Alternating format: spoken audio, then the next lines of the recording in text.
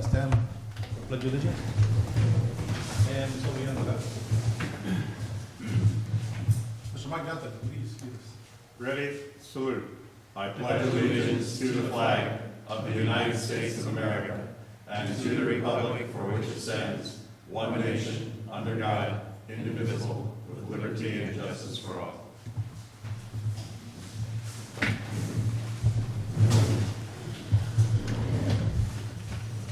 Hey, now, excuse me, can you lower the heat? I think it's getting hot in here. Make sure it's not too hot in here. Thank you. Okay.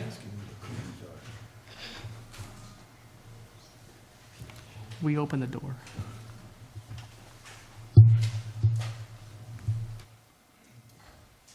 And invocation will be from Dos Palos over here. Mike? Yes. We seek blessings on the task before us. Bless our efforts with clear insight, our deliberations with wisdom, our work with clarity and accuracy, and our decisions with impartiality. Amen. Amen. Okay, thank you. Can we have roll call, please?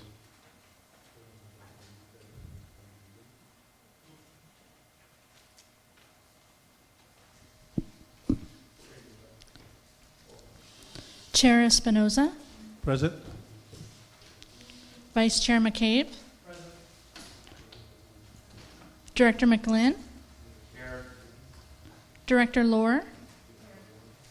Director McDaniel. Present. Director Murphy. Here. Director O'Banion. Director Oliveira. Here. Director Pereira. Here. Director Price. Director Vialta. Here. Thank you. I think that's more than a quorum, so we'll move on to approval of the agenda. It's an action item. Any questions by the members or motions?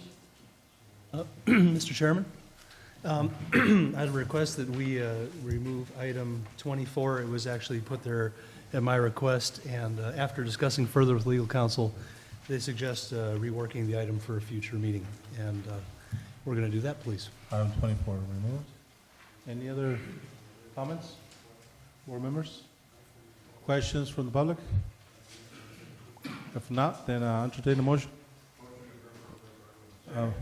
Motion by Yalta, second by Oliveira. Okay. Okay. All in favor? Okay. Passes. Thank you. Item number 5. We have public comment. Members of the public wishing to address agenda items or comments on any item not on the agenda may do so during agenda item number 5, public comment, which is this one. Persons may be also address any item on the agenda during consideration of that item. Comments are limited to 3 minutes per person. Please state your name and city or community of residence for the record. For items not on the agenda, no action will be taken. If it requires action, the item will be referred to staff and or placed on the next agenda. Any comments from the public? Not, we'll close citizens' comments and we'll move on to item number 6. Minutes, it's an action item. A, special meeting of the Merced County Association of Governments Governing Board for November 17, 2017. Item B, special meeting of the Transit Joint Powers Authority for Merced County for November 17, 2017. And C, special meeting of the Regional Waste Management Authority Board for November 17, 2017. Members? Questions? Any members from the public? No? Not entertaining the motion? Motion by McDaniel and a second by Lohr. All in favor? Aye. Okay. Any nays? I think passes. Item number 7, minutes again. Merced County Association of Governments Government meeting for December 21, 2017. Item B, Transit Joint Powers Authority for Merced County meeting for December 21, 2017. And item C, Regional Waste Management Authority Board meeting for December 21, 2017. Tonight, also an action item. Questions from the public on these minutes? Not, I'll entertain a motion. Or questions by members? First by McCabe. Is there a second? Second by Lee Lord. Okay, all in favor? Any nays? Thank you, Pez. Item number 8, Citizens Advisory Committee Report Information. Anybody from, no? I guess you're not here today. We'll move on. Merced County Regional Waste Management Authority. Item number 9, Oral Report, Merced County Regional Waste Management Monthly Update. Brooks there. Good afternoon, Board. You have in your packet the tonnage report, and again, you see the economy is booming and we are importing, and so it's probably our biggest month ever. We had mentioned several months ago, probably back as far as September, that the majority of the exports of recyclables from California go to China, and they have implemented what's called a ban, but it's really not a ban. They've just reduced the percentage of contaminants below 1%. So if you had 100 plastic clear bottles and you had one colored one, that would not pass the inspection. And so it's very stringent on mixed paper and certain types of plastic. So the backlash of that is, again, the majority of California's materials are not actually recycled. We ship them to China, and they're restricting that market. So just giving you a heads up that in the near future, that the backup result of that is waiting for plants locally or other markets to be identified. So it will become an issue of we don't have room to store the recyclables, so we will have to landfill potentially some of them. There really won't be an option of hanging on to them because our permit would restrict that at the landfills, and then we don't have a place to take them. So it's not really happening yet, and just I don't want to alarm you. I just want to give you a heads up that the backup result of China closing their doors could impact us. But we will try to, we are currently taking our recyclables to Milpitas, which is the largest processing and most advanced one west of the Mississippi River in San Francisco area. So we're taking them the best possible place we can right now. Any questions on that, the China issue? One Yes, sir. question. What type of recyclables do you What category do you think we would most likely have to put into a landfill? Like the mixed paper primarily, or do you think potentially all recyclables? It will vary, but it's probably going to be what's in the blue bins that your programs collect right now. So yes, it's going to be, the commercial products are easier. They didn't restrict those, the cardboard and metals and things like that. But the mixed material, that's where it gets sorted at the plant. You throw it all into one blue container, which is the most efficient way to do it. And then when they sort it, that's going to be the problem. So that will be it. Billy Wright Phase 2B, which is the expansion over there, we submitted the permit to the Water Board. They actually give us the permit. CalRecycle inspects us, but the Water Board actually gives us the permit. So that was submitted. We don't see any major issues with it, but we'll keep you posted. Again, it should go out to bid here in the next month or so, and then we will bring back the contracts for the company that will be awarded the construction bid. Phase 6B, which is the new expansion at Highway 59, we got 60% design plans this week, and we reviewed those. So we'll have a meeting with the consultant next week, so that will go to the Water Board in a few months. But again, that's not as big an issue. We have a little more time at Highway 59. Billy Wright's the one that's filling up faster. And the UC Merced agreement for the gas to energy project, they sent that back to us a few weeks ago, and it was obvious to us that it had been reviewed by their attorney, which was a very good sign for us. At this point, it had just been gone between the engineering staff and our consultants and the Haydens. And so it came back, and we got it reviewed, the consultant got it reviewed, the Haydens got it reviewed. It's already back to them, and they have told us that they will schedule a meeting in the next couple of weeks where we could iron out any final details.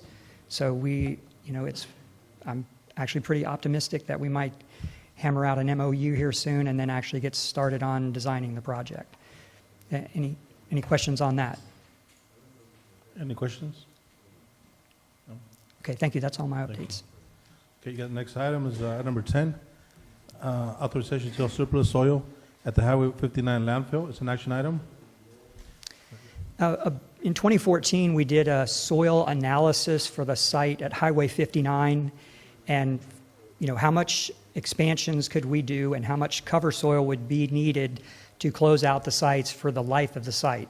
And there were 4 million yards of excess soil over the 50-year life of the site.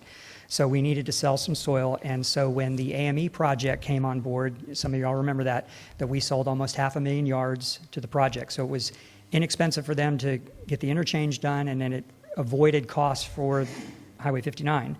And so we have potentially another opportunity to do that with the Campus Parkway, and they will need about 1 million yards of material. So this agenda item isn't specific to that. It will enable Patrick to negotiate deals in the future, but we have millions of yards still to get rid of, and these projects only come along every so often, so we think it's a good idea to be able to take advantage of them when they materialize. Okay, thank you. Any questions from the members? No? Okay, any questions from the public? Okay. Not entertain a motion? Make a motion to approve the sale of the soil. Motion by Member Olivera, and a second? Yeah. By Pereira. Okay, all in favor? Aye. Any nays? Okay, passes. Item number 11, Merced County Regional Waste Management Authority audit and financial statements for the year ending June 30th, 2017. That action item. Now, Flagry. Good afternoon, Board. RWMA continues to reduce their expenditures over the years and also increase the tonnage that they receive on both sides throughout the year. And as you can see in the financials, this year they had a really good year. Their revenues exceeded their expenditures by close to $3 million. That led to us putting that money to future capitals, and it also prevents us for bonding in the future years. So if you have any questions about the financials, I'll answer for you. Any questions from the members? Any questions from the public? Item number 11. No, bring it back and entertain the motion.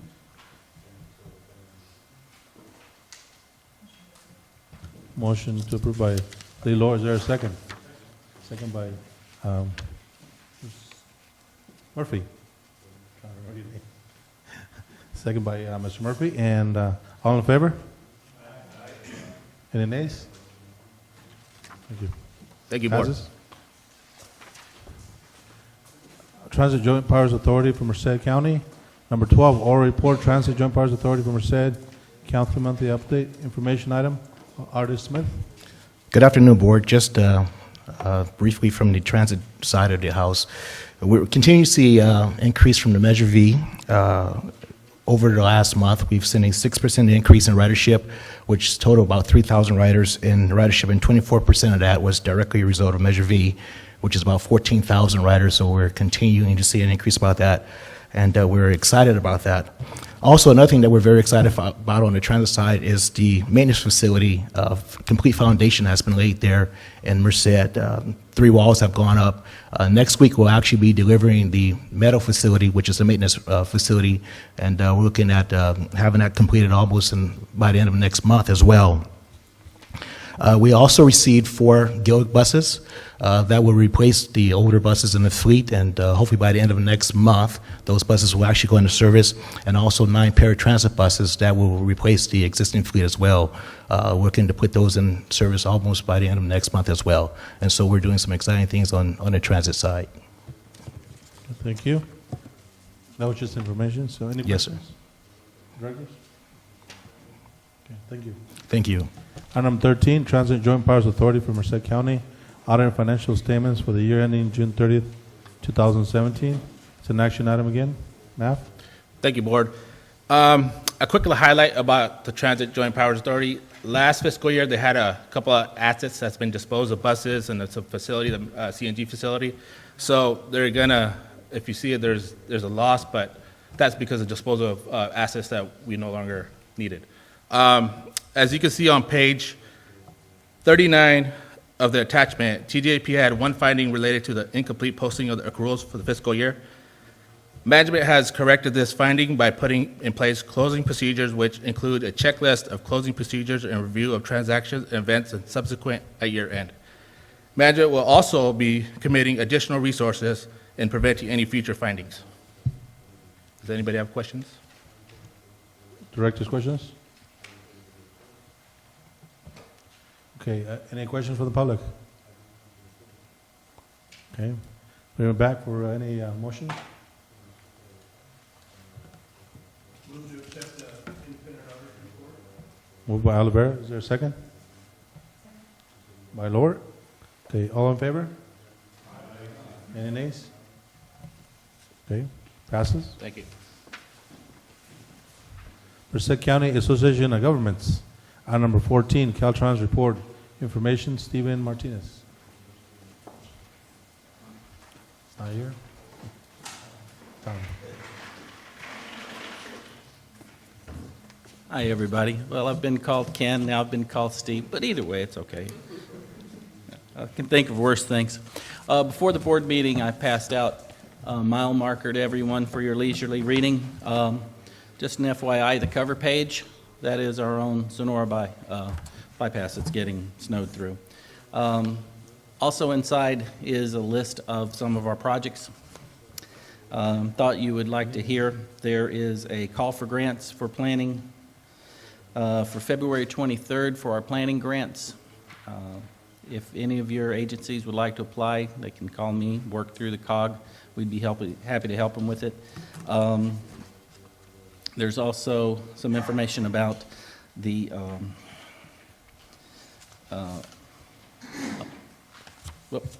excuse me. There's not any information. Should have been two-page. The first page of Steve's notes should have been duplexed. Unfortunately, you don't have it. They have a bid opening for about $7 million worth of projects coming in the next month for Merced County.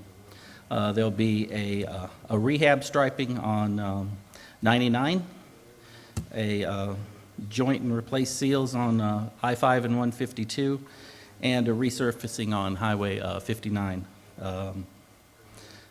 For those three projects, will total around $7 million. They expect to get the bids the middle of February.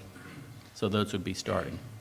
The next section of the handout is a list from our PIO of previous projects that have been done, those on the horizon, and some notable projects for the future that should come in. And I've got a couple other copies over there for if anybody else wants some. And any other questions?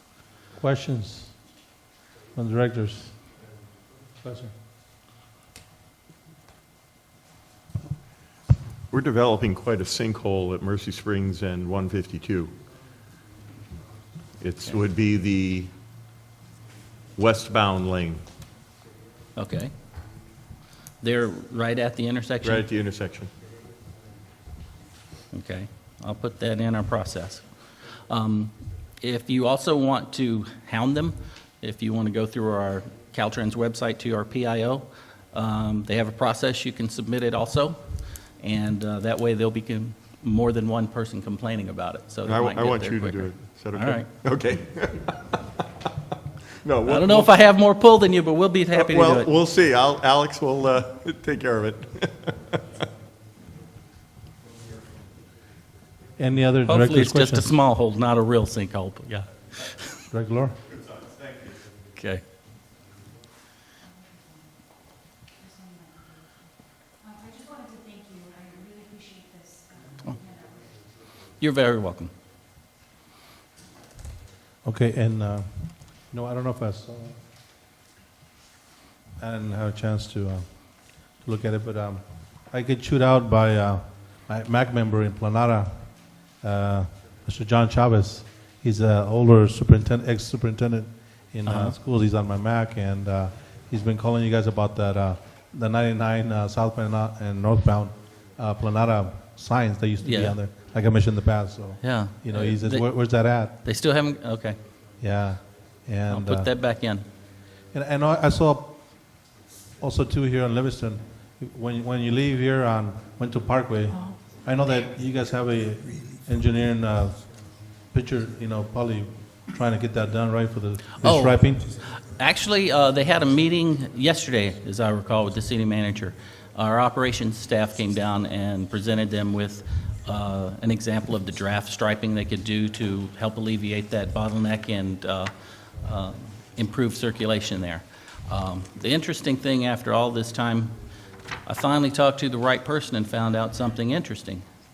We don't do the maintenance or own the top of that road. It's an odd one for us. City of Livingston does. Oh, we should have been doing it a long time ago, if we knew that. I talked to probably 20 people, and I finally talked to one fellow who was older than I was and who realized, no, there's a maintenance agreement for that. That's why it hasn't been done. I went, thank you. But that's all been passed to the staff at the city, and it shouldn't, from what I understand of the plans, it shouldn't be too costly a fix. They'll be able to go in and take out some of that median in the center where it's open space for the trucks to turn. They take some of that out, there's still plenty of room for the trucks to make the right turn, and they'll be able to straighten it out enough to get a right up there, so there won't be that queuing. So we can take out as the bad. bottleneck? Should. Okay. It's got a lot of traffic out there, but it should help quite a bit. Well, I don't know why And it's Livingston's- not, filling up the slope and redoing the ramp, so But that's the a problem good is that, thing. I don't know why Livingston's the only one like that, because we always get the short end of the stick, like they say, and. When that was built, there wasn't anything up there. Yeah. I remember doing all the IGRs when all of that came in, and it was always, hey, Yeah, you but it's guys not start only, looking at that. it's not only that one, it's also the bridge over Main Street. We call Caltrans on lights over the Mm-hmm. bridge. Well, the maintenance agreement says that you guys handle the top, we handle the bottom. Under the bridge, it's like the same thing. Yeah. The same short end of the stick, I guess, so. I don't know who created who was them or who thought negotiating for of. Livingston in the back, but we're gonna have to change that. Well, sometimes people think if they can do it themselves, they can get it quicker than going through our process. Maybe Yeah, that would have might be been it. worth Hopefully we'll find the money then. All right, thank you very much. You're welcome.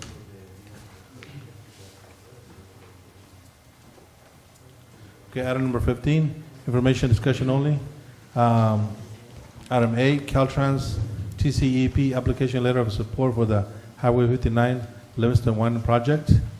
Item B, San Joaquin Joint Powers Authority and San Joaquin Railroad Committee, the TRCP 2018 grant application letter of support for improved passenger rail service to Sacramento. Item number C, revised MCAG Governing Board 2018 meeting schedule.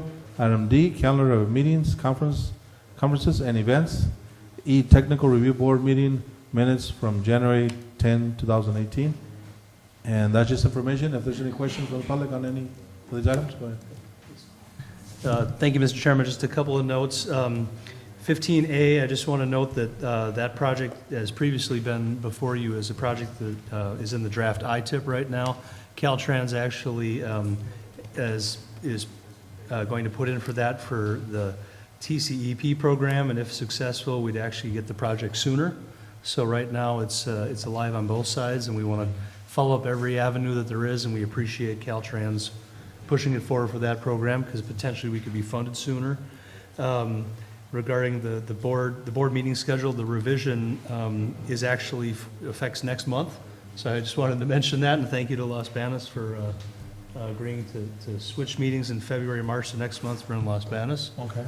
And then finally, we now have a calendar of meetings, conferences, and events coming up that's included in your packet. And I'll just point out that we have in March, there's the CalCog conference called Regional Leadership Forum, and that's why we moved the March meeting. And several of us will be attending that conference.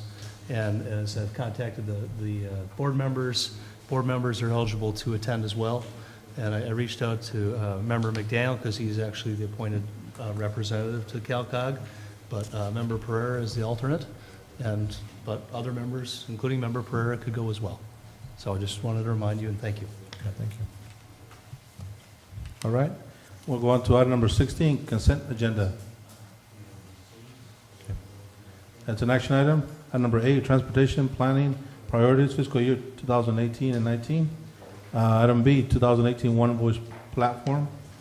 Item C, consultation process with federal land management agencies. Item D, social services transportation advisory council appointments. And any questions from the public on these items? Now we'll come back to our director's comments, questions, or a motion. Any motions? Motion to approve? Motion by Lilor. Is there a second? Second. By Olivera. All in favor? Aye. Any nays? Everybody else must be sleeping. Okay, passes. Item number 17. Unmet transit needs 2018 public hearing process and schedule. Natalia Austin. Thank you, members of the board. So it's that time of year again. We have the annual unmet transit needs process that's going to kick off in a couple of weeks. We will be having those hearings in 3 different locations throughout the county: Merced, Atwater, and Los Banos, and at 2 different times at each location at 3 p.m. and 6 p.m. We'll also be offering transit service to at no cost to those who want to attend the hearing. But if by chance someone can't attend the hearing, they could also call or email, and I will document their comment for the SSTAC to review. And so then after the hearings are over, then the SSTAC will go over all the comments and make the annual recommendation to the board on whether or not there are any unmet transit needs, and if there are any that are reasonable to meet. And they will be making their formal recommendation to the board possibly in March or April. Thank you. That's information only. Questions from directors? No? Thank you, Natalia. I'm sorry. The public meetings are held in cities. Are there any plans to hold hearings in the unincorporated areas?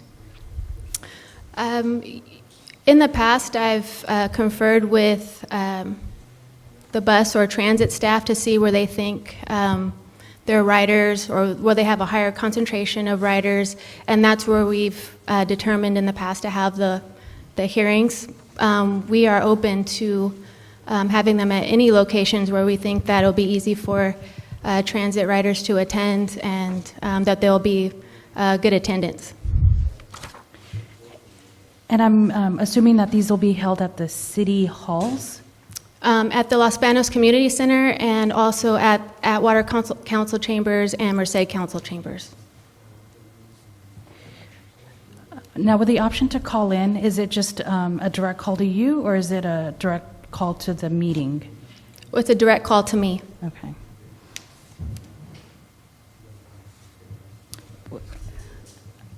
Will the meetings be recorded, or have they been in the past? They have not been in the past, but we will have translation services there. Okay. Or I'm sorry, interpreting services there. Okay. And the documents will be available online? Correct. As well. Thank you. Thank you. But if anybody from the public wishes to, if you live in an unincorporated area, let us know. We'll gladly have a meeting over there. So thank you. Sure, thank you. Thank you, Tyler. And we'll move on to item 18, transportation planning update. Stacy, information item. Thank you, Mr. Chair, members of the board. I wanted to use this opportunity to give you an update with Measure V. There's just a lot going on. And you'll be hearing more from me in the coming weeks as we hold our next round of regional projects committees. But a couple things I want to touch on. In terms of revenue, it's the same message, which is a good message, that we are above what our projected revenue amounts were.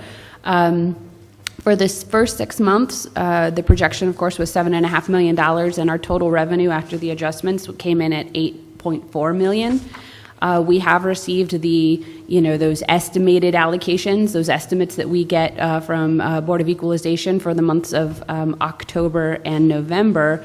And something to note there is in the first 6 months, those estimated payments that we were getting monthly were about $850,000, and now they have been increased to about $920,000. I think that's likely in response to the fact that we have been generating quite a bit more, and those adjustment payments that we've been getting at the end of the quarter have been close to, been around $1 million. So now those monthly payments will come in a little higher, and then, of course, we would anticipate not needing as large of an adjustment at the end of every quarter. But that's good news.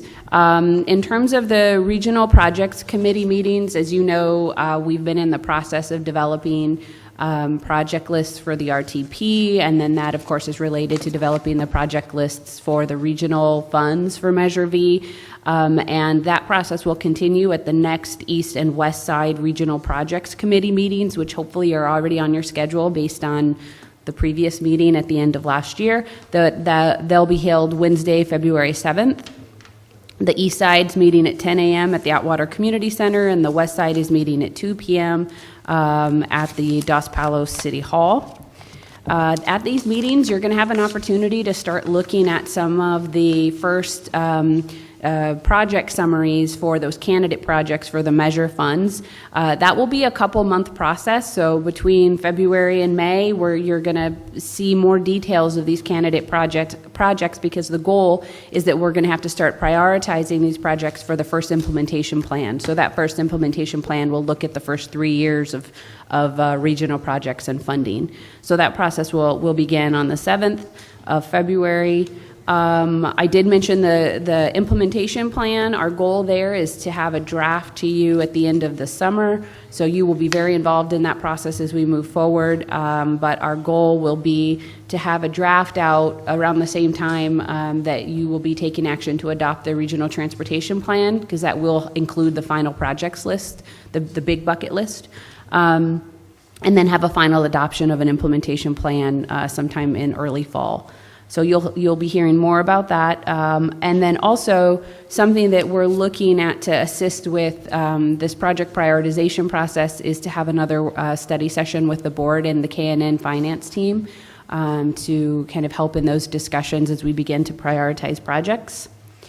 Lastly, that I'll mention on the project side is staff is starting to look at developing a technical committee of staff and your executive leadership from the jurisdictions to be meeting regularly to help this process move along. I mean, we have reporting requirements. We're going to have maintenance of efforts reporting. We're going to have project candidate forms that are going to continue to be developed, and we thought that a quick way to keep that process moving forward is to be engaging your technical staff and your executive leadership staff, your city managers and the county CAO as we move forward on a more regular basis. So we're starting to put that committee together, or I should say that process. I'll mention the Citizens Oversight Committee will be meeting again on March 8th. This will be the first time that they will be reviewing expenditures. So we'll be releasing soon to your staff a reporting tool. As you all know, the money is at work. I love seeing all the signs, and I thank your staff for sending all the pictures. So we will be asking them to be reporting on that first the basically 2017, and the Citizens Oversight Committee will begin to look at those expenditures in March. And then lastly, just a note, as you may recall, we have funding agreements with each of the jurisdictions for the Measure V local projects funding. Those were one-year agreements, so we are very well underway in developing draft agreements, and we'd be looking at a 2-year term. We know more now than we knew then in terms of reporting and deadlines and those things, so there'll be minor tweaks to that agreement. We are putting some final touches on the draft with these minor changes that will be highlighted. We'll start that process of the review of your legal counsels as we did last time. We'll get that process underway, and then you should be expecting to see a draft to take action on here in the next month or so. And that's my update. If there are any questions or if I forgot anything. Patrick. Director's questions? Okay. No questions? Well, thank you. We'll move on to item number 19.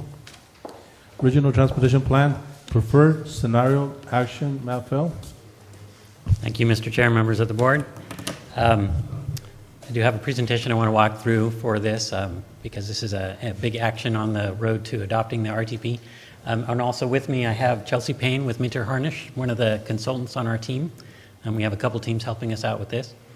So I'm going to talk about why this action is needed and then how we got here and what the different scenarios are and what the recommendation is and what we heard from folks out there. So basically the RTP, yeah, is that going to work? Nope. Let me keep trying. Oh, there we go. It wasn't on. There we go. Regional Transportation Plan is a very important document. It guides investments, and it's needed for those investments. It's required for state and federal transportation funding, including some of the SB1 funding has some specific requirements on the RTP. It includes a sustainable community strategy, talking about greenhouse gas reduction. We're going to need to do a full environmental impact report for this RTP. And the reason that we have to select a preferred scenario is because that's basically going to become the project under CEQA. Your environmental impact report has to look at a project, and then there's alternatives, but it has to define what the project is. And so the preferred scenario is basically that, will become the EIR's project. How we got here, we started last year. We've done 2 rounds of outreach. We started in July and August, talking to folks. We convened an advisory committee that's been guiding us every step of the way. We've done a lot of technical work, forecasts, revenue, performance measures, a whole lot of behind-the-scenes work, and then that's to develop the materials that are in your packet and that we showed to the public to show some of the differences between the scenarios. We met with all of the jurisdictions, your staff, both planning and public works, to talk about land use scenarios and transportation projects. So scenarios, what's the scenario? So a scenario is basically a package of land use assumptions and transportation projects, and it's at a very high level. It's a very general county-wide level look at things for the purposes of comparing transportation investment approaches. It's very important to note it's not a land use plan. I put that at the bottom of my slide. I always say this. It is very important to recognize that the RTP is not a land use plan. MCAG does not have land use authority. We get that confusion a lot out when we're talking, so I always have to mention that and make sure people understand that. But on the other hand, we are required to look at the implications of potential land use on the transportation system and vice versa. So we do that. 4 scenario themes were developed based on what we heard in round 1. Those were approved by the advisory committee. And then we talked to jurisdiction staff to see how those might play out in each jurisdiction. So if this scenario emphasizes infill development, what does that mean in Livingston? What does that mean in Planada? What does that mean in Los Banos? So we got that feedback from the jurisdictions. There are a few things that are the same for all the scenarios. So the population forecast is the same for all scenarios. That's a requirement of state law, that the countywide forecast for population and jobs, we have to have that be consistent. There's basically one number that we assume. It's just where within the county and how dense and what the mix of different types might be. And then another scenario that's the same, another assumption is that there's going to be significantly higher transportation revenues available. So of course this is because of Measure V and SB1. So we're incorporating that into all of the scenarios because they're all going to be benefiting from greatly increased transportation revenues. And they all assume the ACE train because of the passage of SB 132. So they're all assuming ACE service to Merced. Now what the scenarios are, basically I'm just going to describe these very briefly, but there was a lot of information. This was included in your November packet. This was the subject of the November workshops. Scenario 1 is called compact development. It's basically the existing RTP, what we're working with now, just updated for the changed times, mostly because of additional transportation revenue. But it is assuming a more compact development pattern than what has occurred in the past, and that's actually consistent with general plans. So City of Merced, County of Merced have updated their general plans. Some other general plans that were updated a little further in the past, this scenario is very consistent with what those plans say and the kinds of development projects that are actually out there happening. So that's basically the current RTP updated for today. Scenario 2 is called infill emphasis. It takes that same approach, but it assumes that more of that development would be in an infill manner. And what that means basically is that instead of some of the growth will occur on the fringes of the existing communities, but more of it would occur within existing areas. So there's a lot of capacity within all of our communities for additional growth, vacant lots or extra units, that kind of thing. So this assumes a little bit more of that would happen. And where exactly that would happen, we got that input from your local planning staff, which areas would be more amenable to infill growth. So that follows from there. Jobs, housing, balance. Oh, actually, I want to back up. There's another important thing about infill emphasis. Because of assuming a more compact landform, we can also assume that active transportation and transit would get more usage. So there's additional dollars assumed to support those modes in this scenario than in scenario 1. Scenario 3 is called jobs, housing, balance, and that sounds great. And the idea here is to try and get more jobs in areas that have less jobs. So right now, cities of Merced and Livingston have more jobs per household than the other communities. And this scenario attempted to add more jobs in other communities and add more housing in Merced and Livingston. And this was done as a test to see what would happen. And it did have some benefits, but it also did have some trade-offs. So there's some reductions in travel and some benefits to air because of having some people closer to where they go to work. But then there's also other people who are now farther from where they might want to go to work. So it's kind of a mixed batch. It's very similar in performance to scenario 2. And then finally, transit priority corridors. This again was another test, and the assumption here was with the ACE train coming to Merced, what if we looked at a really heavy emphasis, a very transit-oriented scenario? So this assumes it emphasizes and prioritizes development along the 99 corridor and in Merced, specifically north-south, like connecting from downtown to Merced to the UC area. What if there was a especially heavy investment in transit along those corridors? What would that mean? And again, some surprising things came out of this, but there is that benefit, and some things work more efficiently, but then also because it's on a corridor layout, you actually have some increase in travel, and some other things don't work as well. So those were the scenarios that were developed, and we went out and we talked to folks. We had several workshops. We actually added a few workshops because of requests, and we heard that there were folks who had some concerns about the scenarios, and they wanted to give their input, so we did additional workshops. We had a number of presentations to community groups, and we had our website survey, and we touched at least 500 people at the workshops and the presentations and through the survey. And then what did we hear? Well, the most support was for scenarios 2 and 3. We did get some support for all scenarios, but definitely more support for scenarios 2 and 3. And outside of Merced, there was not much support for scenario 4. I don't think that's a big surprise, but most folks outside Merced did not like scenario 4 very much.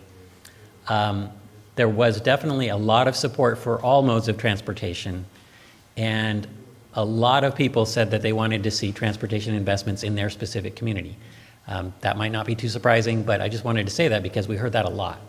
People wanted to see the benefits of transportation investments, that specifically benefited them.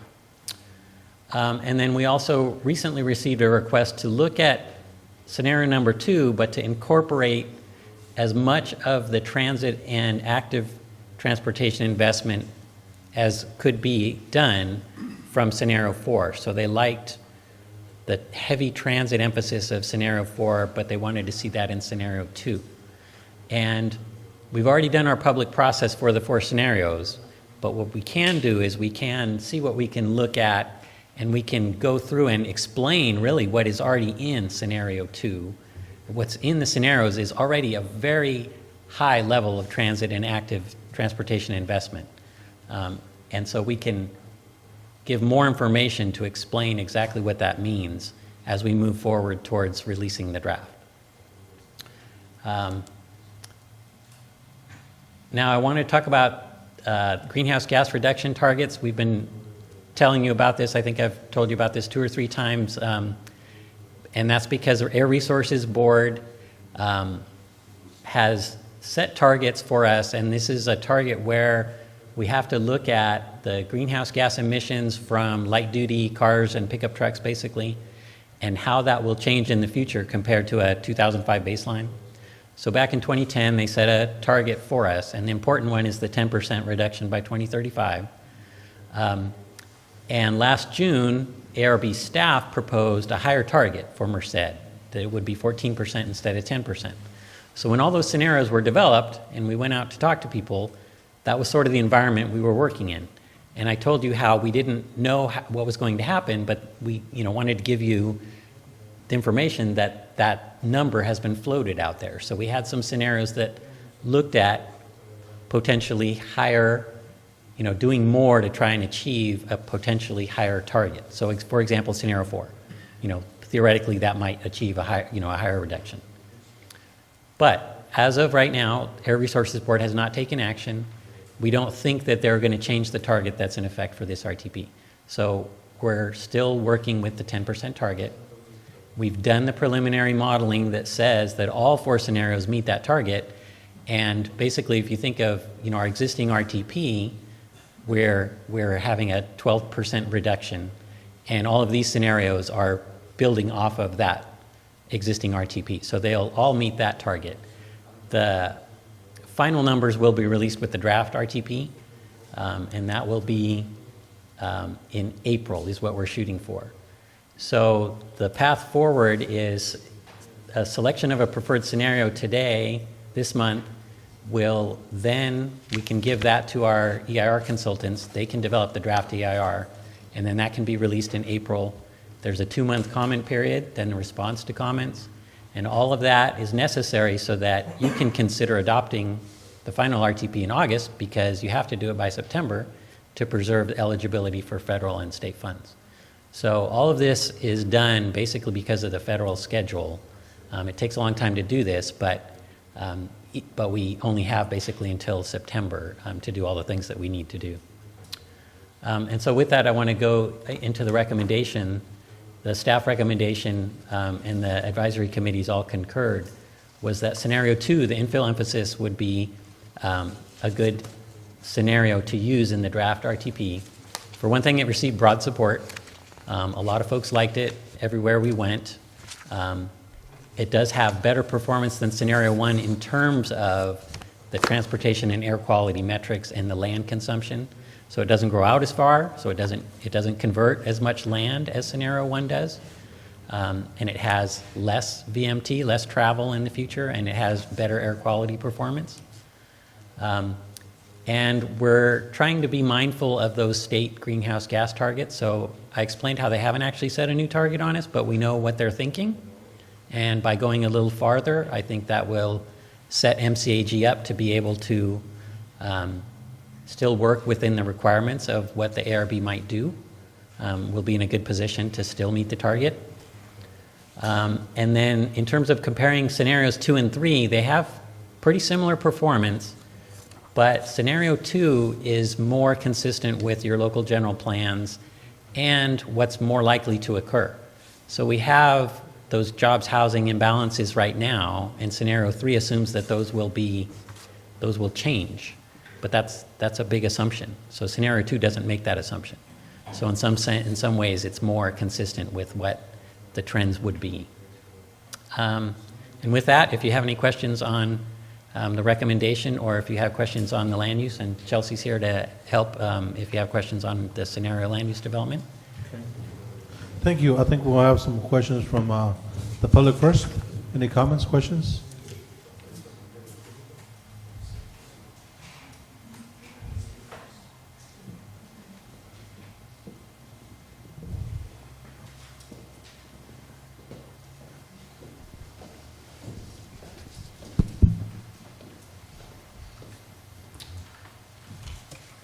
Good afternoon. My name is Mike Claiborne. I'm an attorney with Leadership Council for Justice and Accountability, and I really appreciate the opportunity to address the board on the RTP and SDS election. I think it's very important, and I'm glad that we have this opportunity to involve the public. So I want to start off with some good things that staff and MCAG has done on this round, generating the RTP and SDS.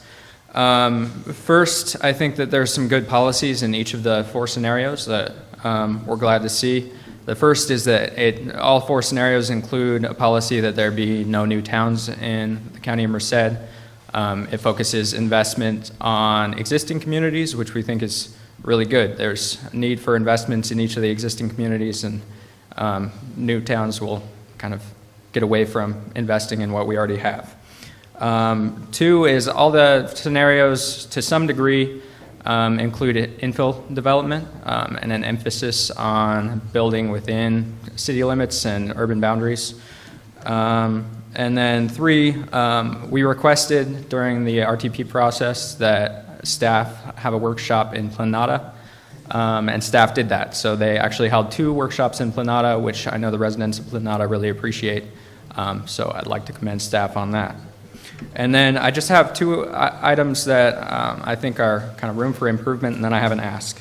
So the first one is that we don't have GHG reductions, greenhouse gas reductions, for any of the 4 scenarios yet. And I know to some degree staff is constrained by ARB that hasn't adopted targets yet, which we're disappointed with. But there's no reason that staff and MCAG can't release reductions, at least preliminary reductions, for each of the 4 scenarios. I think that's really important in deciding which of the 4 scenarios to select, even preliminarily. I just don't know which of the 4 scenarios reduce greenhouse gases the most. I have some guesses, but my guess was wrong on scenario 4. I thought that would reduce vehicles miles traveled the most, and it didn't, based on preliminary modeling.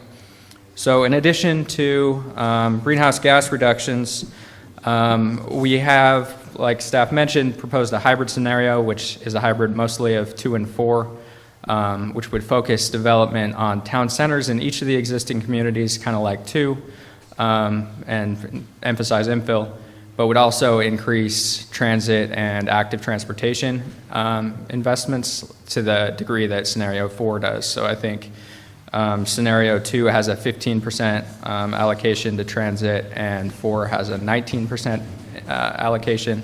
So they're both fairly high, but 4 is higher. And we'd like to at least model that and see what that results in terms of greenhouse gas reductions and air quality improvements and development and things like that. So then finally I'll move on to the ask, and the ask is that this hybrid scenario that we proposed to staff, even though it's not being considered as a preliminary preferred alternative today, we'd like to see that hybrid modeled and studied to the same degree as the other 4 scenarios in the EIR. So with that, I'd like to again thank staff and the board, and appreciate all you're doing in this process. Thanks. Thank you very much. Any other citizens' comments? No? Okay. We'll close the citizens' comments and come back for more director's comments. President. I guess my question is, what's the feasibility of modeling that hybrid solution? Because there's some real benefits to Merced there. And understand the desire not to do a complete scenario 4. But I'm curious about the feasibility. I am talking with our consultant teams to see what the feasibility is. Outside of the preferred scenario process, so as was requested, looking at it within the EIR means the EIR consultant has to think about that, what the implications of that might be. And I am going to get back to them with the result, what it would mean and what we can do. So I don't know that right now today. But we will be providing that information about what it would take to look at that to the level that was requested. Because I'm very, I want to make sure we don't have an impact on our schedule or our budget. So we're looking at that, because it does take quite a bit of effort to go through the full analysis for a scenario. If we go with the recommended scenario 2 today, does that close the door on, future hybrid option? In the future, no, not at all. In future RTPs, is that what you mean? No, I mean in this one. In this one? Yeah, later on. There's actually quite a bit of scenario 4 transportation assumptions that's already in 2. So there could be ways of, I think we kind of have to talk it through and see. We have to talk more about the details of what's in these scenarios with the folks who are requesting it. So does it close the door on what the preferred scenario is? Yes, because we did a public process on these 4 scenarios, and we have to have one of these serve as the basis for the preferred scenario in the EIR. What exactly is in the other scenarios in the EIR? There's still room to look at that. Okay. Could you put the slide for the timeline back up again? Yeah.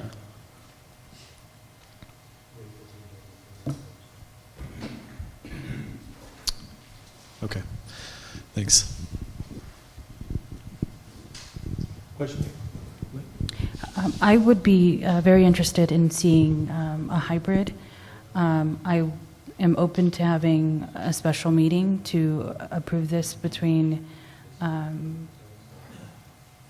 now and March if a hybrid scenario could be presented. I'm also very interested in seeing the greenhouse gas numbers for each scenario.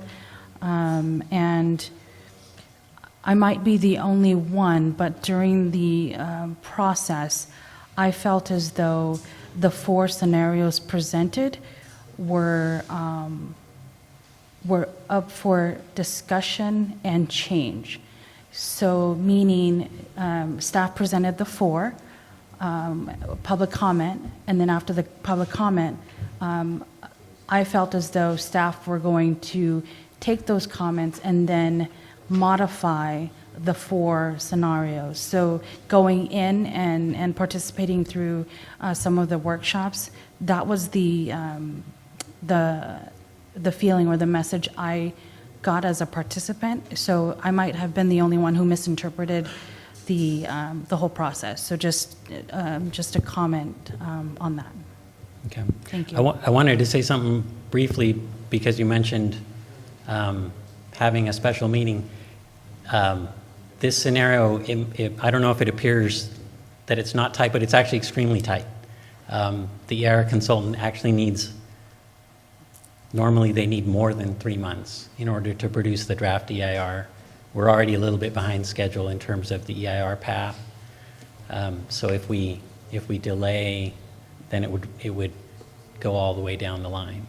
And if we don't keep a month on the end, then we're really severely restricting your options when you get to this point. We actually had that situation last RTP. So I really strongly advise that we don't move this out. Mr. Chair, if I could address some of your comments.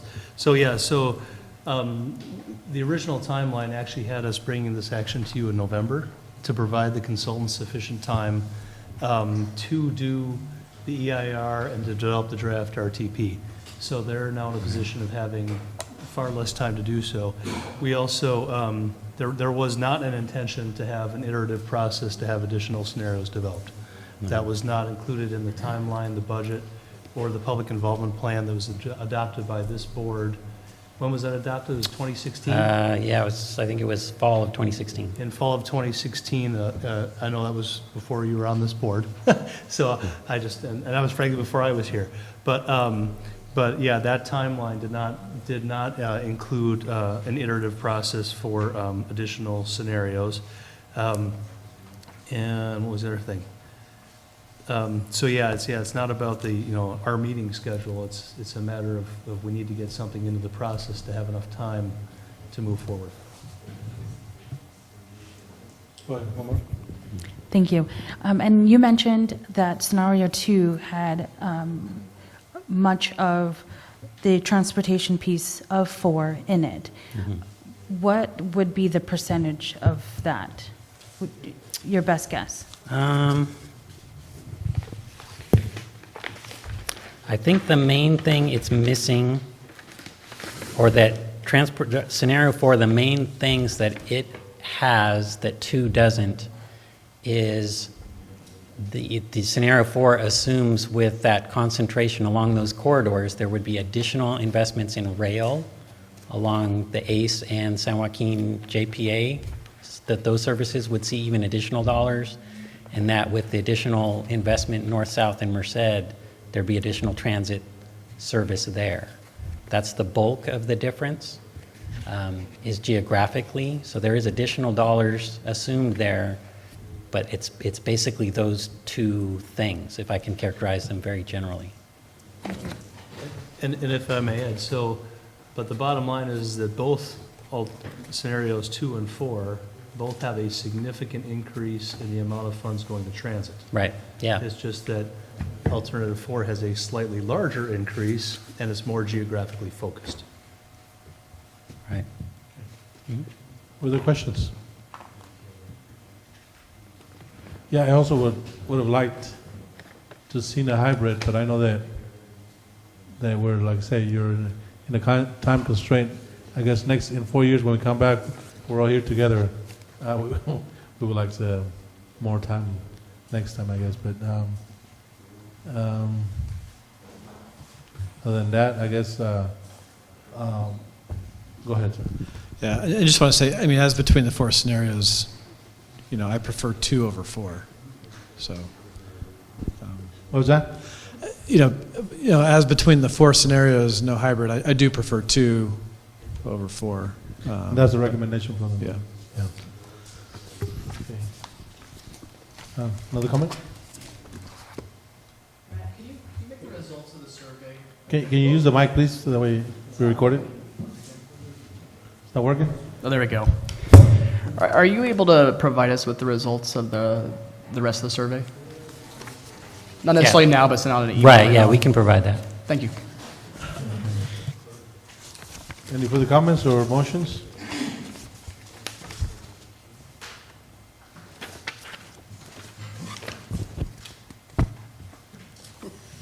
Motion to approve the recommendation as provided by staff, scenario 2. Okay. I have a motion. Is there a second? Second. Second by Olivera. All in favor? Aye. Any nays? No? Okay, unanimous, it all passes. Thank you. We'll move on to item number 20, authorization for the execution of the allocation of fiscal year 2017 and 18, California State of Good Repair, SGR projects. Action item. Thank you, Mr. Chairman, board members. What we're bringing before you is the Senate Bill 1, which was signed into the Act in 2017, and from that came the State of Good Repair, SGR. And from that, we have, Merced County has formula grant locations under this program estimated a little over $379,000. Those funds, SGR funds, can be used for transit capital projects or services to maintain, repair, transit operations of existing facilities. Staff has identified 2 projects that would be eligible for these funds, and the projects are matching funds for the acquisition and remodeling of the new transit facility, administration building, and also to replace lifts in our current facility, which are actually depreciating in their use at this time. We're asking for the board to approve and to adopt a resolution, if you will, authorizing the filing of those funds for 17-18 SGR projects, and also to authorize the executive director to sign and execute the related documents as stated above. Okay. It's an action item, so I'll open it up to the public. Are there any questions on this item? No questions? Okay, we'll close it. Come back for director's comments or motions. Move to approve. Second. Moved by Pereira, second by McDaniel. All in favor? Aye. Any nays? Passes. Thank you. Move on to item 21, Merced County Association of Governments audited financial statements for the year ending June 30, 2017. Action item again, NAF.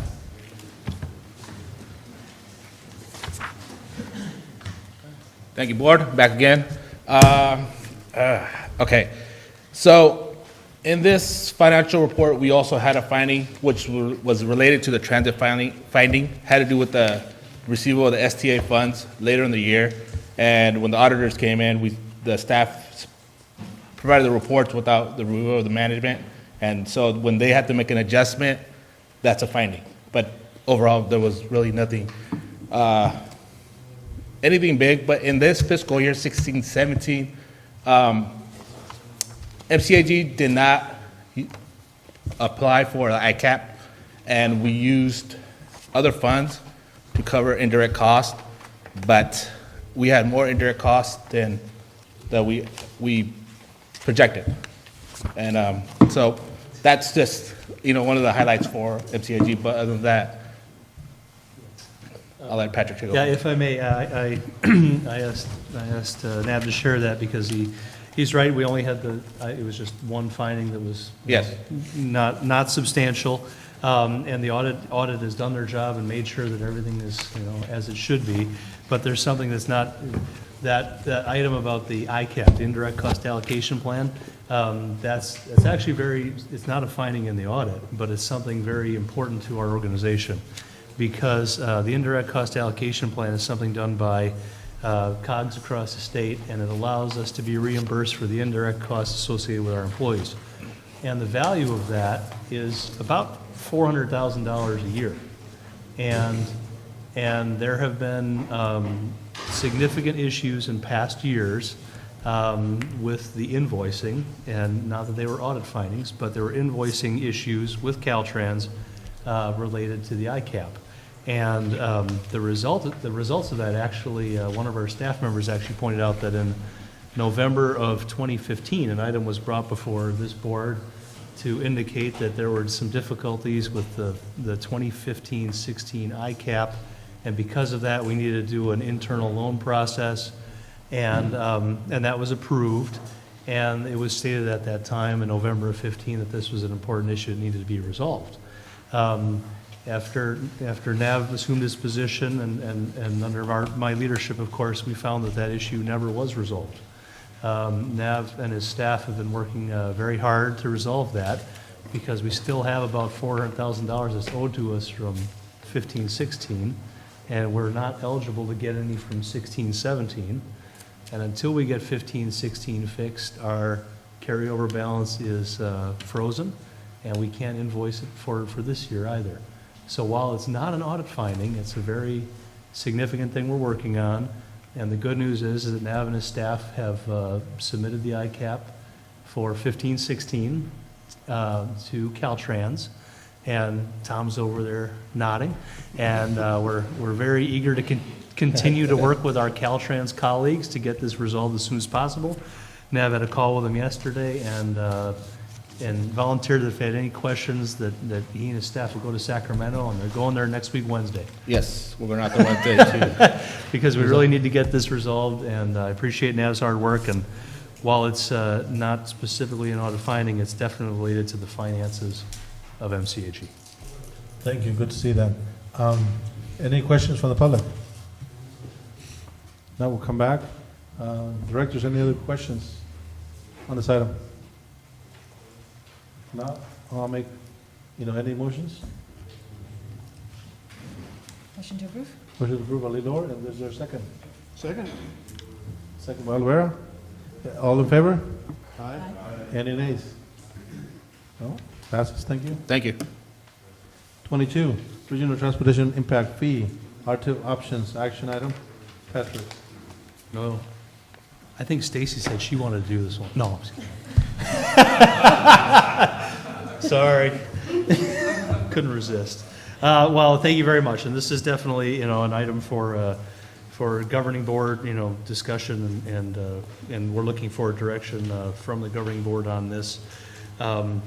This is something that was brought up at our special meeting in December, and at the direction of the board, I brought back a list of a list of possible alternatives, options to go forward with regarding the regional transportation impact fee. And the basic options were to maintain the status quo, a recommitment by all the jurisdictions to continue to go back to the original goal of the RTIF. The third basic option is the termination of the RTIF as it exists today, and the distribution of available funds. And notably, there's about $5 million available, and we have attached information regarding the amount of funds, how those funds were collected, how some funds were expended primarily on the Atwater Merced Expressway project previously, and I will reiterate that while we have provided some sub-alternatives for consideration, there is broad discretion from for the governing board to exercise in this matter. So having said that, you guys have all heard me talk for a couple meetings now, and I want to turn it back over to the chairman for board consideration. Well, directors, any questions, comments? Go ahead, sir. Well, last night, the city of Los Banos put this on their agenda, and we talked about it. And I think the scenario was that what we'd like to see is split up on the east and west side. That way, the money that Los Banos collected, and Gustine and Dos Palos, whatever that split is, be shared with the West Side Regional Committee. And then whatever the east side split is. We talked about, and we kicked around the idea of the Measure V split, using that scenario or that formula to split up the money. But, I know there are going to be other options that people would want to discuss, but our council was very much in agreement. In fact, it was a 5-0 vote to empower me to bring that suggestion to MCAG. Thank you. What other comments? Go ahead, sir. I don't have a problem with that approach with respect to the west side. I guess one thing to consider, and I mentioned this in our November planning session, is that the dynamic for the cities is different on the east side in the Measure V committee, because we've got three cities represented, 3 city representatives from the 3 cities, and then all 5 county supervisors are on that, are on that board or that committee.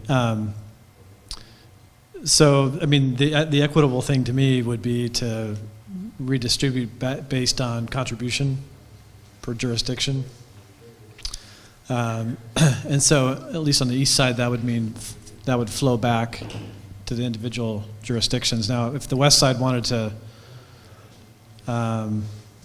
pool their money together or have that money go to the west side regional committee, I don't have a problem with that. It's just sort of what you guys do with your money, and I hope the same would be on our side. What we do is kind of, we could have it split differently. I don't think that impacts the dollars that the overall west side gets or the overall east side gets, because I think that would be, I would hope it would be redistributed based on contribution. It's just a matter of who governs, who makes the decision on how that money is then expended, right? I'm just curious, did I articulate that to make sense? Okay. May I comment unless someone else has a comment? Yeah, I think Oliver's next. Yeah. Yeah, I don't have any problem with Mike's suggestion. I think that would be fair and equitable for the west side. I actually have a lot of faith in our Measure V committee because they seem to be getting along pretty good right now. And east side, I don't care what you do with your money. Just give us ours and you can keep yours. Oh, I think part of it is that, we also kicked around the fact that we looked at who got a benefit out of the RTIF money. And I think that's important. And the two entities that basically were involved in the AME project were the county and the cities. And so, you know, I want to be polite as I possibly can because I want us all to come to a decision on this. And how can we, if we use the Measure V formula or whatever we do, of how we can redistribute that $5 million, whether it's individually on the east side and pooled collectively on the west side, you know, I think we've all pretty much come to the conclusion that our TIF should not continue, unless I'm wrong with that statement. I think that's the first thing that I think we have to discuss. And once that's done, let's come up with an equitable distribution for the remainder of the funds. And I would say take into consideration who received benefit from that money and who did not. Go ahead. Yeah, and I agree. And I would say, this is what I said in November too, is, I mean, the group that benefited the most is the city of Atwater. I mean, that's where most of the dollars were spent on the AME. You know, I don't know that we take that into account. I think we just have to kind of go based on contribution. But yeah, so Atwater got the biggest project out of it, and if we're doing it based on sort of pro rata contribution, they get money back as well. But I think that's probably just the way it has to be. I have something to share that may be of assistance, and that is all it is additional information based on what you already have. Frankly, it's a listing of the percent of fees collected by jurisdiction, and some very simple math to say of the total collected, how much was collected by each jurisdiction, you know, numerically and percentage-wise, and with the remaining balance, you know, if the remaining balance were to be distributed based on the amount collected in the first place, how much of the remaining balance would be attributed to each of the jurisdictions? No, but as we're talking, I mean, I know that Atwater used substantially already, so is that fair? So. Well, and once again, this is only, you know, one way of doing the math, but what I did was I took the 4.9 million and said, if the remaining balance were just distributed based on how much was contributed originally,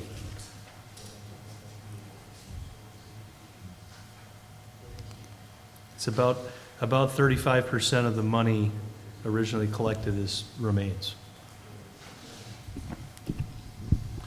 And then the other thing I would mention is that for the 6 cities, obviously it's very clear the 6 cities if they're east or west. Obviously the county was a significant contributor, and if you were to do something, if anything were to be done east-west, the county share would need to be split. Were there comments? Yeah, this doesn't sort of catalog the cost of projects completed, right? This is just yes, revenue received. Yes, you are correct. Yeah, I mean, I don't know how if we want to go down that path. I'm fine not going down that path. I think Atwater's the one that benefits in that, but I mean, it's not that many dollars anyway. But the only thing I'd like to add is that for the smaller jurisdictions, if you're going to get back an amount of money that you can't fund a project, which you know I'd spoken to our staff, our CEO and attorney, and that the county could do an exchange for your funds, give you their cash value, and then we could use those to do county projects. And so I know for at least at the December meeting, the discussion with April on Dos Palos's money, that was her concern. And so just as an option for those of you that get money back that can't fully fund a project. Yeah, if you want to repair streets and, you know, you could do that, so. Just an offer from the county. Hadn't been voted on by our board, but it's possible and plausible. Further comments? You still want to? May I finish that comment? One thing I didn't remember to tell you is that then the county would take that money and use it in a regional project in your area. Joe, does that make sense? Or Michael? Did I explain it fair enough? Isn't that what would happen if we put it all on the West Side Measure V plot? It would be used on a project on that side. And our $30,000 would go into the pot and we'd... Right, but it wouldn't go in your city limits necessarily, whereas if you did the exchange with the county, your city council could decide to do a project in your town that isn't on the list. So you're laundering the money? Yeah. Yeah, in a way, I mean, I guess Exchange. that, you know, I mean, it just, yeah, the money would go into a project that's legal, and the jurisdictions would have money to use it as they wish in their jurisdiction. Well, and if I may, Mr. Chair, following on Member Pereira's comments, if the RTIF is rescinded by all the jurisdictions, as was previously discussed, and the 2016 list of projects were adopted by all the jurisdictions, at that point, this body, one of the options available would be to allocate funds to each of the 7 jurisdictions, okay? And I'll just, if you don't mind, Member Pereira, I'll use the county as an example. If the county had, $1.9 million to do a project, the county could then pick a project or projects off the list and say to MCAG, okay, now we're going to build this project. We want our share of the money consistent with, building one of the projects on this list. If the county reached an agreement with Palos or Gustine, that means those jurisdictions could approach MCAG and say, hey, we want this RTIF money that was put aside for Palos or Gustine to go to the county to build this project that's on the list. Chair. Oh, Mr. Chairman, Mr. Murphy. Just so I understand, I thought that the issue, for example, in Palos was that there, in fact, are not eligible. There aren't any eligible projects, regional projects, in Palos.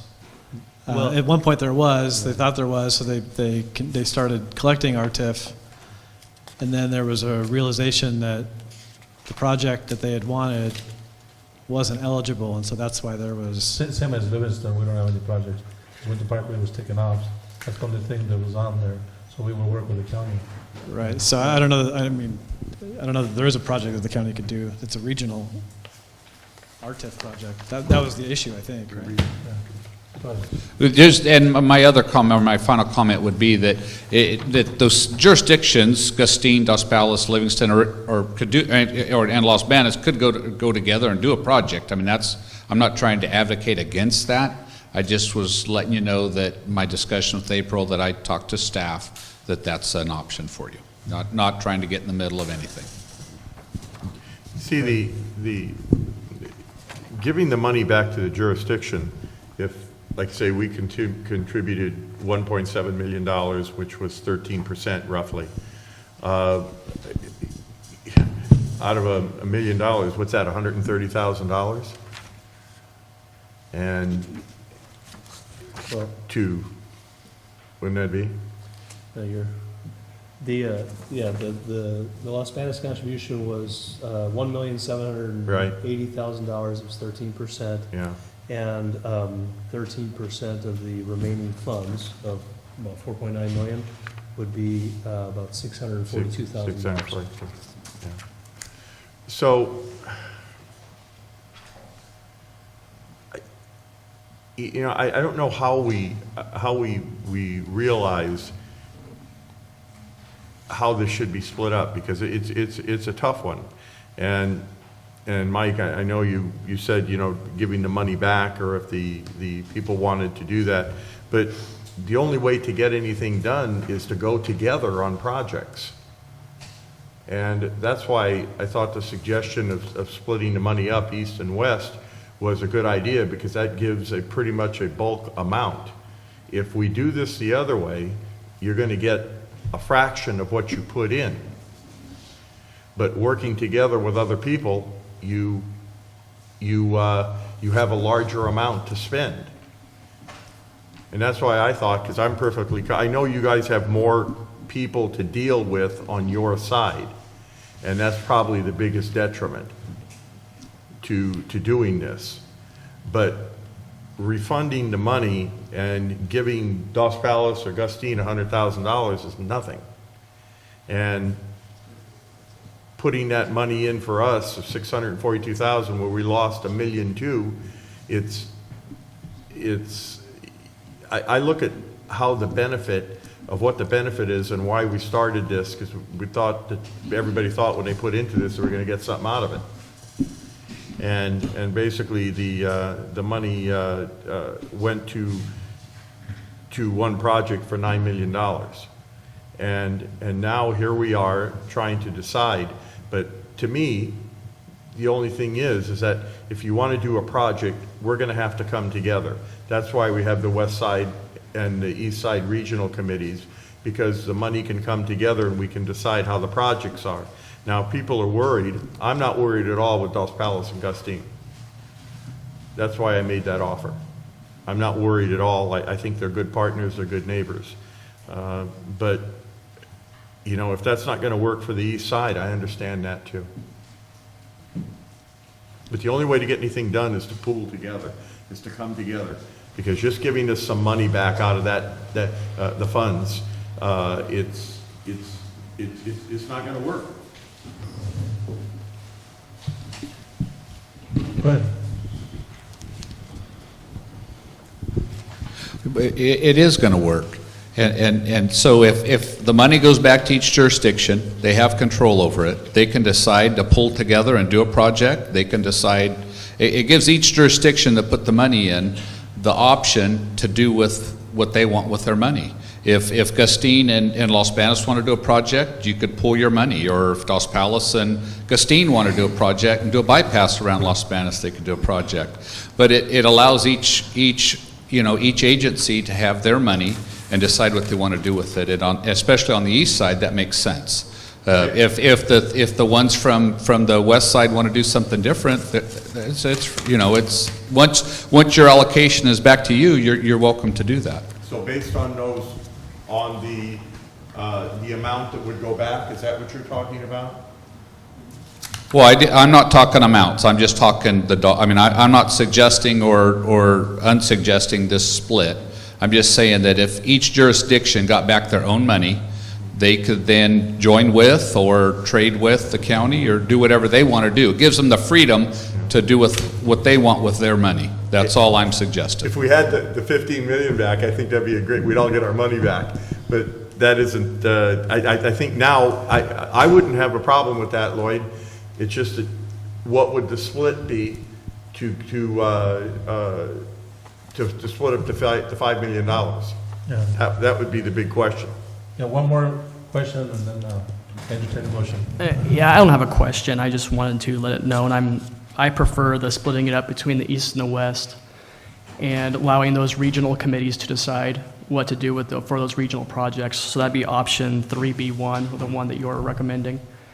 I think since we already spent money on east side projects, it makes sense that we would, instead of trying to find a magical formula to break it up, leave it in that pot for regional projects. And most likely these regional projects are going to happen in Merced anyway, or they're going to happen in Atwater to help finish those projects anyway. So I think it's worthwhile for the east side to stay together and work together in a collective amount of money instead of giving it back to the jurisdictions. I think the majority wants some of the money back.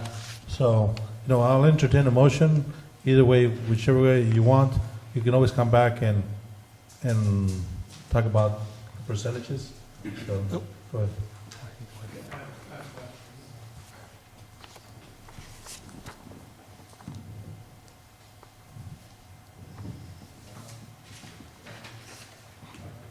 Not a dime. Okay, there we go. Go ahead.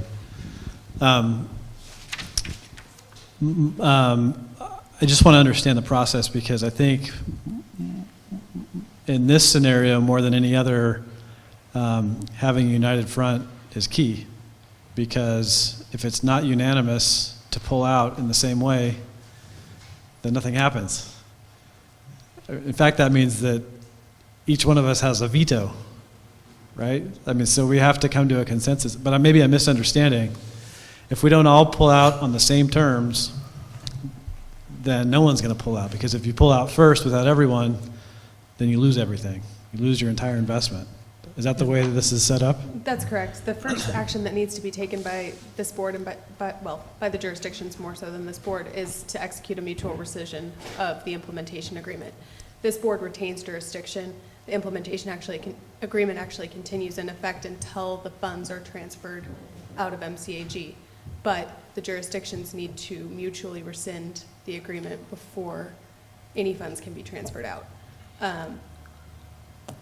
In addition to that, you have your project lists, the project list from 2016 that hasn't yet been adopted, and that would need to be adopted by all of your jurisdictions if you wanted to be able to use any of the projects on that list. So the jurisdictions would actually need to consider adopting that, implementing that list, adopting that list, and also mutually rescinding the contract.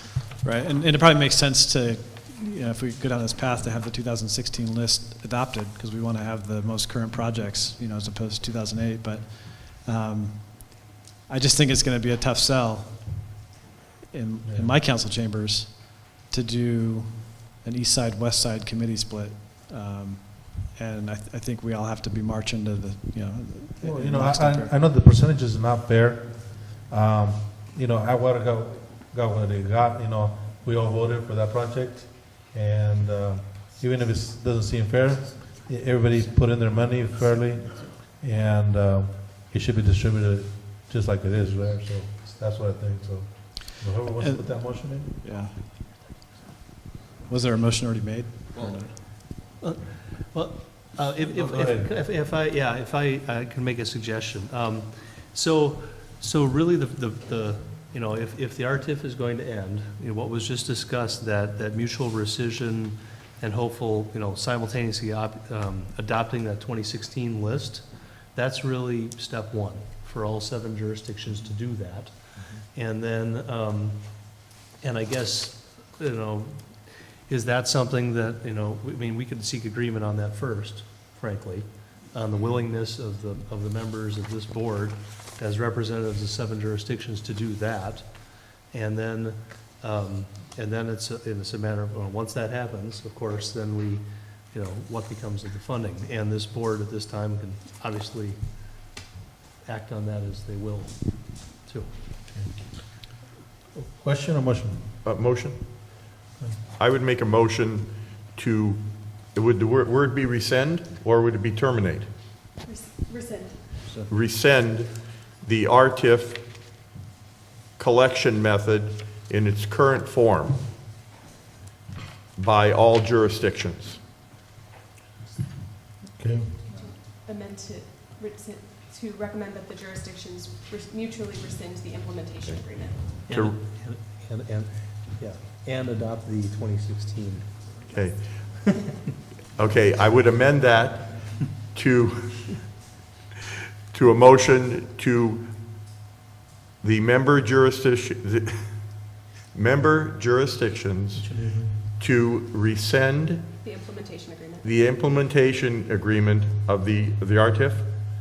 Okay, and to adopt so by adopting the 2016, can that be amended again when we have the new RTP? No, that would take the changing that would take the completion of an entirely new RTIF study. So what we're seeking now is just the adoption of the 2016 study as previously accepted by this board. It was accepted but not adopted by the jurisdictions. Okay. And adopt the 2016 RTP. RTIF study. RTIF study, I'm sorry. RTIF study. Now this does not preclude us then, when we finally decide what the money can be used for, as long as it's on an RTP project and it's gone through the proper procedure, then, or RTIP project, But they would be synonymous, couldn't they, with RTP and RTIF? That is entirely possible. Okay. Because I just wanted to make sure that we have the most leeway. Mike? You know. Okay, we have a motion, is there a second? I have a question, ahead. just so I understand the motion. I mean, we're being asked to rescind, but not with a distribution procedure in place. Well, if I may, I guess, if this motion were to pass, I think that we as staff with legal counsel would then work with the staffs of the jurisdiction, and legal counsel, correct me here, would work with the jurisdictions to have items prepared for, that you would put on your jurisdiction's agendas to have that approved, right? If we had any, Right. if there was any on the list, but there's no list. Right. Well, yeah, so the point is that this could be an action with a subsequent action regarding the distribution, or you could do it all together as one big action. You can either keep them together, or you could separate the two actions. We're not together on how the funds should be distributed yet. I don't think so. But maybe we are together on rescinding the RTIF. I think we should do a separate motion on that. Yes. Right now, in case we want to go ahead and say it. Yeah. So my proposal, my motion would be just for the RTIF and the adoption of the 2016 list, RTIF list. And then if we can't decide today in the second motion about distribution, at least we've taken the first step to terminate the RTIF. That would be my motion. Is there a second? I'll second that. I don't think we're ready for the second half yet either, and I like the idea of talking to each jurisdiction, so we have a complete buy-in from all the parties involved. First and a second by Oliver. All in favor? You have a question? Yeah, I'm just trying to understand. I apologize. So if this goes, if we pass this, then each of the member jurisdictions, the six cities and the county, if one of them doesn't approve of the rescission, then we're back here again, right? I'm just forecasting. I think it's going to probably not go well in terms of an approval at the city without some understanding around what are we going to do, right? I think there could be. I think we maybe could come to a consensus here. I think we're close. A separate vote, separate motion on the percentages? Yeah, we already voted on the other one. Yeah. Well, we already have a motion. Let's do a roll call, and that way we can know. May I ask one more question? So by the first and second on this motion, okay, we're not, then the cities are not giving up any right to that money. We're not deciding where that money goes. We have not said that we give up ownership of that money in any percentage. But I think we do have to decide whether we're going to continue with the RTIF or not. And once that's done, then the separate motion comes back either today or at another time to decide the split. I agree with that. I guess my question, I may be wrong, but I think that, for example, the city of Merced would lose leverage if there was agreement that it was rescinded, and now all we're talking about is how to divide up the money. Just the way that the procedure is set out in the document, you have the leverage before you rescind, right? So there's actually a difference in the document itself that where you lose the right to the money is if you withdraw from the agreement. The mutual rescission is separate. So if the mutual rescission did not pass, it would come back here, RTIF would still be in place, and none of you would be considered to have withdrawn from the agreement. It's a separate procedure. If So I'm- you'd still retain yeah. your right to. If I may, while all jurisdictions would retain the right to the money, I think the point is that because it needs to be unanimous, right now, basically every jurisdiction has veto authority, de facto. Okay, well, we can vote on, we can approve it. I guess I'm just forecasting that it may not, happen. I mean, most of us have rescinded it already, including No, Merced. including us, right? Suspended, I'm sorry. All right. Okay. The other S, okay? Yeah, we're gonna go roll call. Go ahead, Joe, please.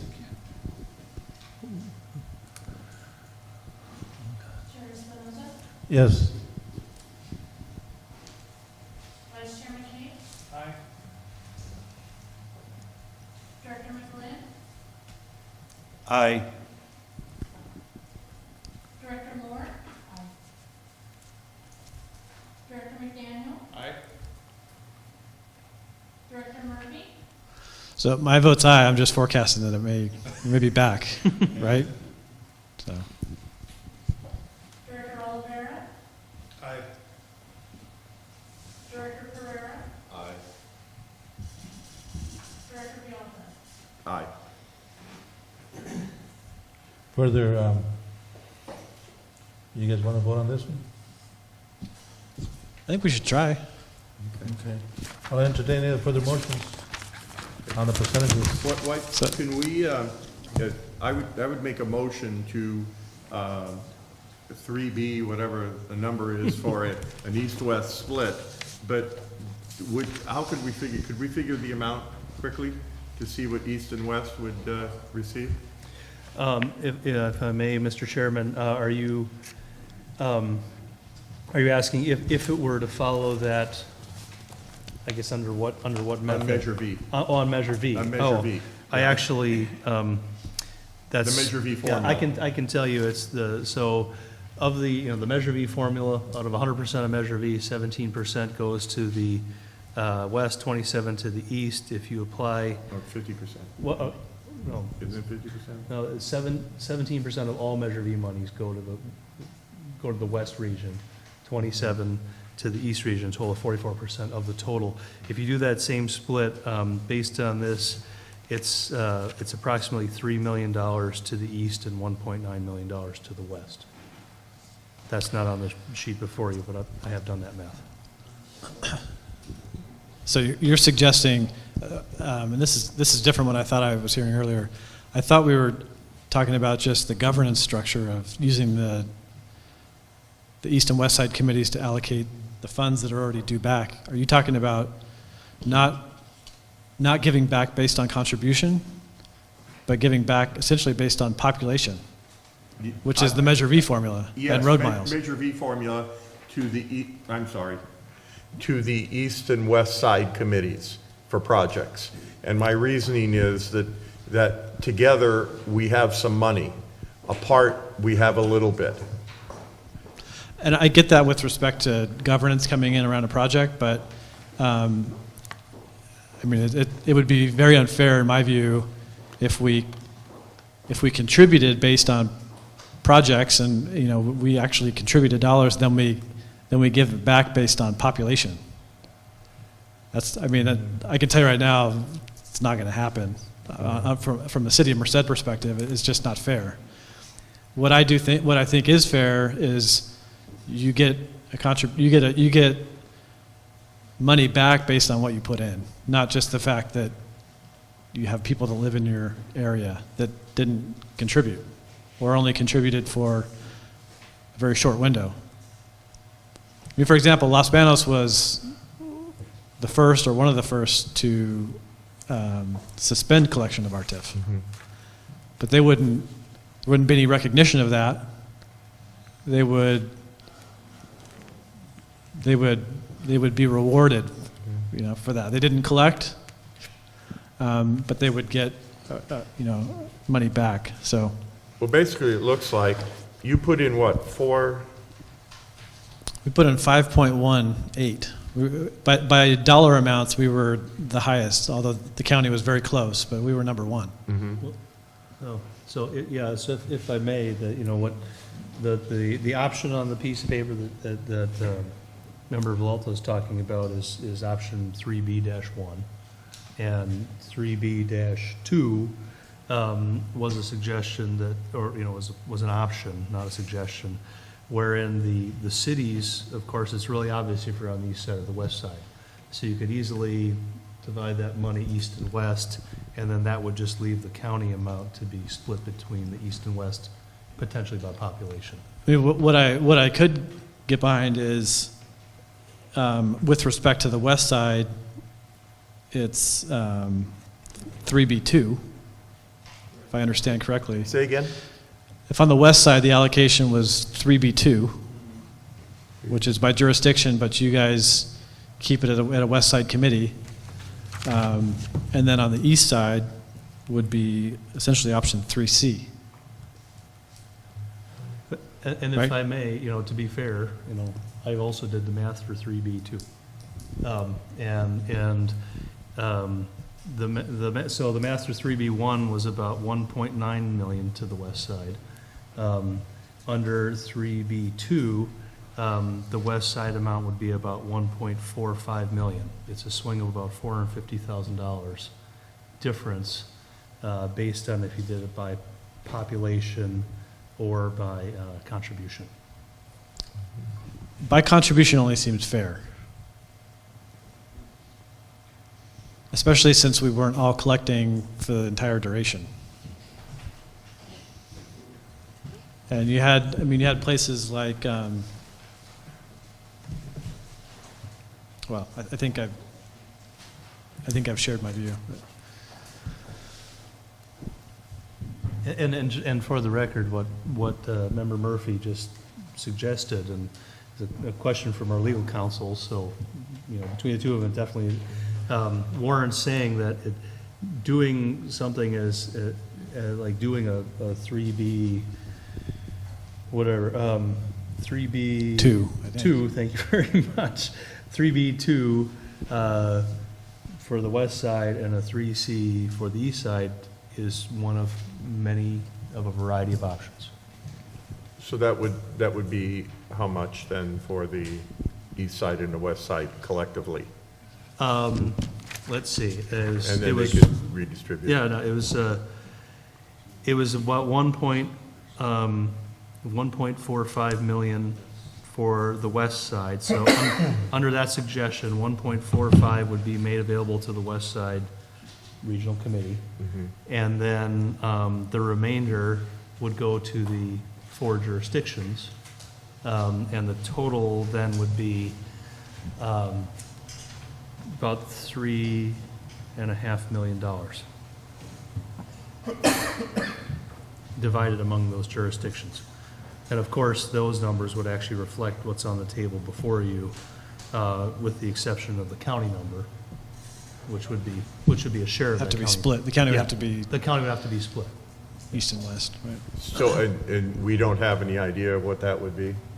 The county split number? And that could be split any way the board chooses. For the purposes of this, I did use the Measure V split only for the county portion of the funds, for lack of a better method, but it could be whatever method someone would suggest. And the county was collecting RTIF on west side projects, right? So like in the city of Los Banos, if Los Banos didn't collect RTIF on a project, the county still collected RTIF on that Los Banos project? Or not? Not within the city limits? San and Ella would be where we would have collected. Right. Just in the unincorporated? Yeah, and the structure built in the county. And again, as I stated, we were the largest contributor on the west side, but as I see it, we can't do anything apart. I think doing something you can. together. That's why you can work, if you can work with the county. Yeah. And you get your cash money, like you said, and then the county can do the projects. Yeah, Mr. Chair. Mr. Chair. Go ahead, sir. Yeah, through the chair, I just want to bring some perspective to what we're talking about here. We're talking about a little over 4 miles of road. we're dividing up 4 miles of road. It costs about $1 million a mile for a new 2-lane road. So I just want to get a little more perspective here of what we're trying to divide up. Yeah, it's not much, it's just, No, it's not. I think if we go with this sheet percentage, you know, whatever is fair, and that's it.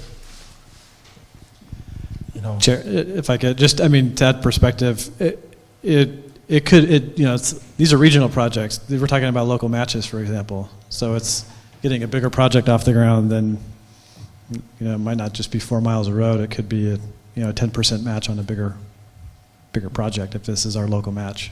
So. Okay. So if anybody want to do any motions?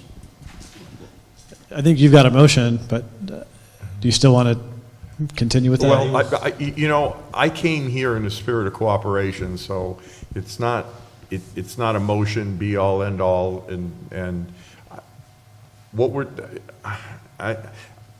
but we wouldn't know what the county, what the total, you mentioned 1.4 under his scenario.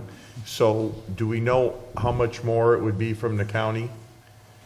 Well, because that would help me and No, help well, Dos Palos and Gustine say. the 1.45 total is basically the Gustine, Dos Palos, Los Banos. The three of those, if you add those together, it's about $730,000. Thank you very much. So the difference between the 1.4 and that number is what would be taken from the county share per that Measure V formula. Okay, so for a total of 1.45. Yes. 1.45 would be the three cities' shares based on their contribution, and then the portion of the county, you know, of the county funds for the west side. And Mr. Chair. Yeah. Sorry, go ahead. Just so I understand, to get to that 1.4 number, the county allocation is not based on contribution, it's based on Measure V allocation, you know, deciding east-west of how that money's split, right? That is correct. Okay. That's the only one that's being split. Understood. And understanding that formula disadvantages the city of Merced, I could still get behind that. I think that formula actually benefits the west side when you take the Measure V allocation of the county piece. You know, we don't need to get down to dimes and nickels here. I mean, and I don't, you know, I'm not interested in going back after Atwater. I'm not interested in, you know, looking back at county projects and looking at the zip code of where it was done. We can do that based on Measure V, which benefits the west side. But what I can't get behind is, you know, we contributed dollars and then we just do it based on something different. So what I you know, could get behind is, I think, what the dollar allocation that you're talking about, where it's, you know, the shorthand would be option 3B essentially for the west side, and on the east side it's option 3C. And on the west side, you know, you put it through your own governance structure on your committee over there, and on the east side we'll just distribute out to jurisdictions. So I think there was a motion, but yeah, well, yeah. You see, you know, I'll just tell you what I'm feeling. Over all these processes, and regardless if the city put in money or it was Caltrans money or wherever the money came or how someone garnered the money, $500 million worth of projects has been done on completed or going to be completed on the east side. The west side, for the three cities, nothing has been completed. And I'm taking into account, I know it was a personal contribution of that money. I'm looking as an association of governments, and I say association of governments, of how we can get some parity here for the two sides. And I don't know if that would even come into play, if Gustine or Dos Palos even want to comment on it, but if I don't think I would object to the 1.45. I understand that if that's probably the best deal that we're going to get. I would just ask the board to look at what's been completed on one side as opposed to what's not completed on the other. That's all I'm asking. And if we voted on this and it passed, does that mean that we wouldn't take this deal back to our governing, our council to ratify? We have to, right? We have to, it's not gonna pass. It would be discussed by your council, but the determination as to what to do with these funds is up to this board. The various jurisdictions can discuss it, but you wouldn't be actually taking action on the formula for distribution. That's solely within the discretion of MCAG. Okay, so I have an idea then. So how about we take Mr. Murphy's idea and we put into a motion that this is what the board is considering, and we take it back to our councils for approval. Would that work? Your councils wouldn't actually be acting on it. It would be kind of a show of faith, I suppose it would, if this board were to Because direct you all this to way, take that because we all back. talked about buy-in, and we talked about unification. So if we took this concept back, if we say this is if this was the preferred, we did it recently with a contract. We said that we gave permission to send the contract for the pavement management out. And then it was up to each jurisdiction to approve it. Well, And we it's had not to, the we had same, to but put it's- some money up for it, that's why. Yeah, and I'm thinking, how about if we approve what you're talking about, and we bring it back and go to our councils and see what their buy-in is on this, and then come back and have a final vote to make it to permanent. Go ahead. Well, I think what he's saying here, if we do option 3C, which is the distribution per whatever, and then you can take it back to your boards or councils, talk about it. And if you guys want to put your portion into the west side, then you can. So I think, And the split, and they know that they're gonna get, that the west side would get 1.45. Finished, fini, we know that. And that would be, the determiner, because they know the amount and they know where the amount of money is going. right. So, Mr. Chair, I'd make a motion for option 3C. Second. We get to state what it is, though.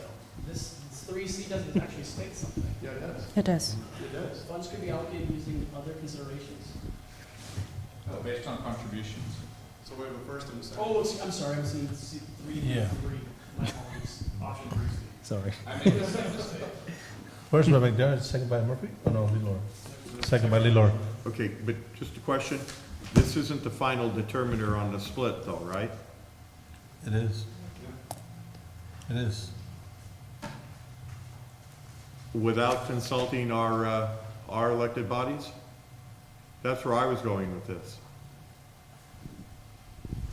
I wanted to take this as a recommendation to our elected bodies and then come back and then we do a final approval and see, so everyone is on the same page. Yeah, Mr. Chair. So, I mean, my preference is for 3C, which was the motion, but I do understand, I mean, I'd like to have buy-in, right? I'm not trying to ram this through on anybody. And I would, I don't want to cause discord either. I think it's, excuse me, I think it's fair, but this shouldn't be a point of contention, So, Right. I'm not opposed to. And I'm not going- opposed to the motion. I'm not opposed to the motion. I asked my counsel for advice coming here. Yeah. I'd like to go to them for advice to come back, just as I think everyone should. So we're all on the same page when we come back. We're probably going to be, because it sounds pretty good. But, I'd like to let them know what's happening. Yeah, and I'm not opposed to that. I'm gonna go ahead and call the motions. Sorry, just one suggestion. In order to make everyone happy here, maybe you could amend the motion to make it a tentative approval of 3C? Somebody with that, my second is good. So the motion is that we're making a motion to go out to the jurisdictions and have them approve this, No. or not? No.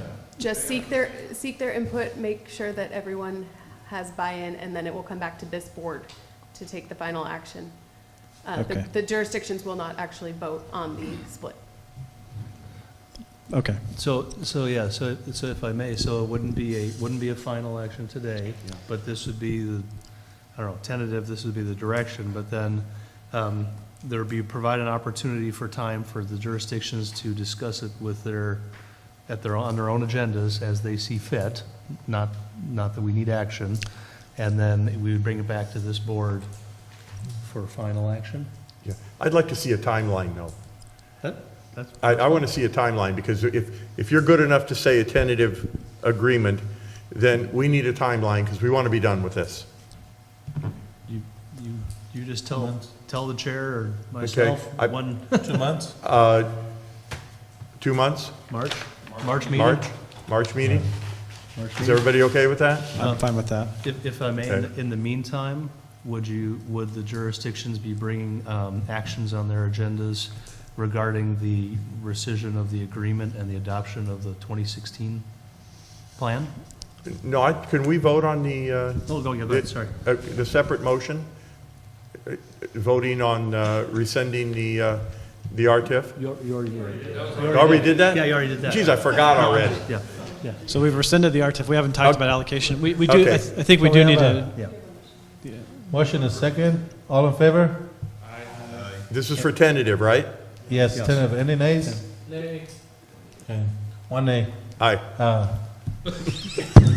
Thank you. McCabe, no. Huh? No. No, I was talking to Patrick and I didn't say aye. Okay, we'll go,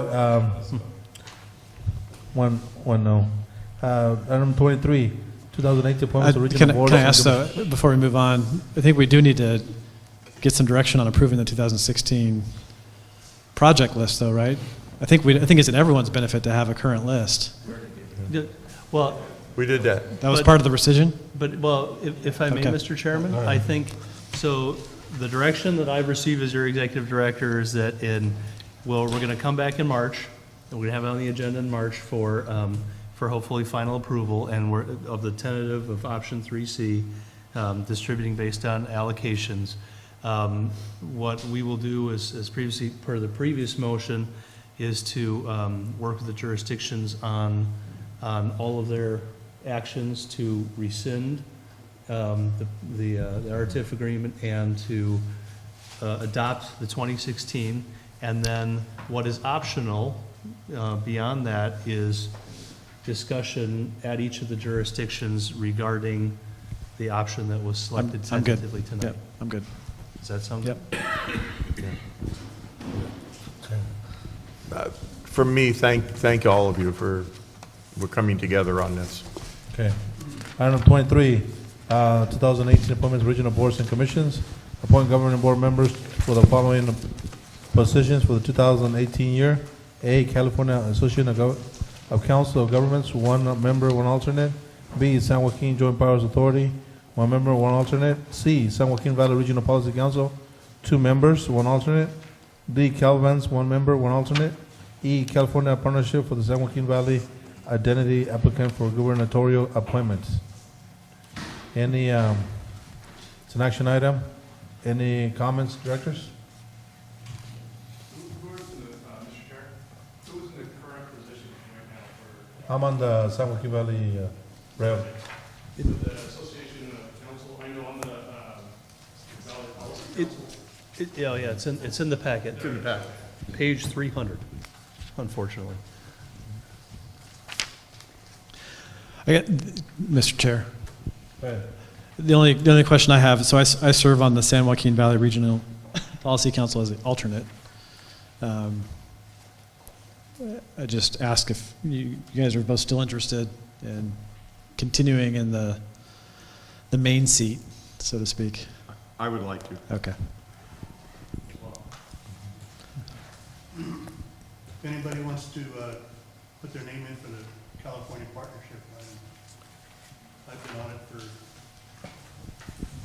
it says a year term, but I swear I got reappointed last year by Brown. Well, if I may, these, as, you know, and Stacy had a hand in this, and I very much appreciate this. These, and, you know, and she kind of corrected me, these are for a limited term, and to Stacy's credit, she brought this up last year because she did think it was appropriate, and I agree, to bring this up on an annual basis to confirm that people are still interested, or to address any vacancies, or if someone, you know, is looking for another volunteer, I think it's a good opportunity to do this on an annual basis. But they are, you know, for lack of any other policy, they are unlimited, so. Yeah, I'd like to stay on the San Juan Regional Planning Authority, so I don't know, as the main one. Is there, anybody who's changing? I'd like to continue to serve as an alternate on CalPOL. I did have a question. Right. So, Joe, are you not wanting to serve, or are you wanting to serve? No, I mean, I'll serve, it's just Oh. 4 meetings a year, but the last 2 years, those meetings fell on days when I had other meetings, or I was out of town. Oh. Bakersfield, summer in Fresno. Gotcha. Because your term is till the end of the year. Yeah. But, okay. Yeah, the Oh. Taylor appointed me a few years ago, and then Brown, and they call, usually when my term's up, they give me a call and ask me a few questions. That's it.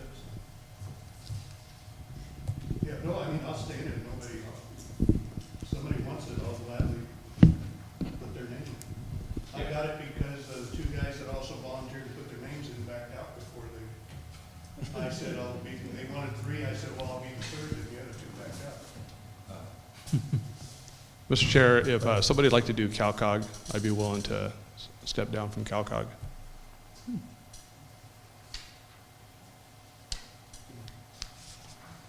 Yeah, I'd like to jump on CalCog. Yeah, I'll do that.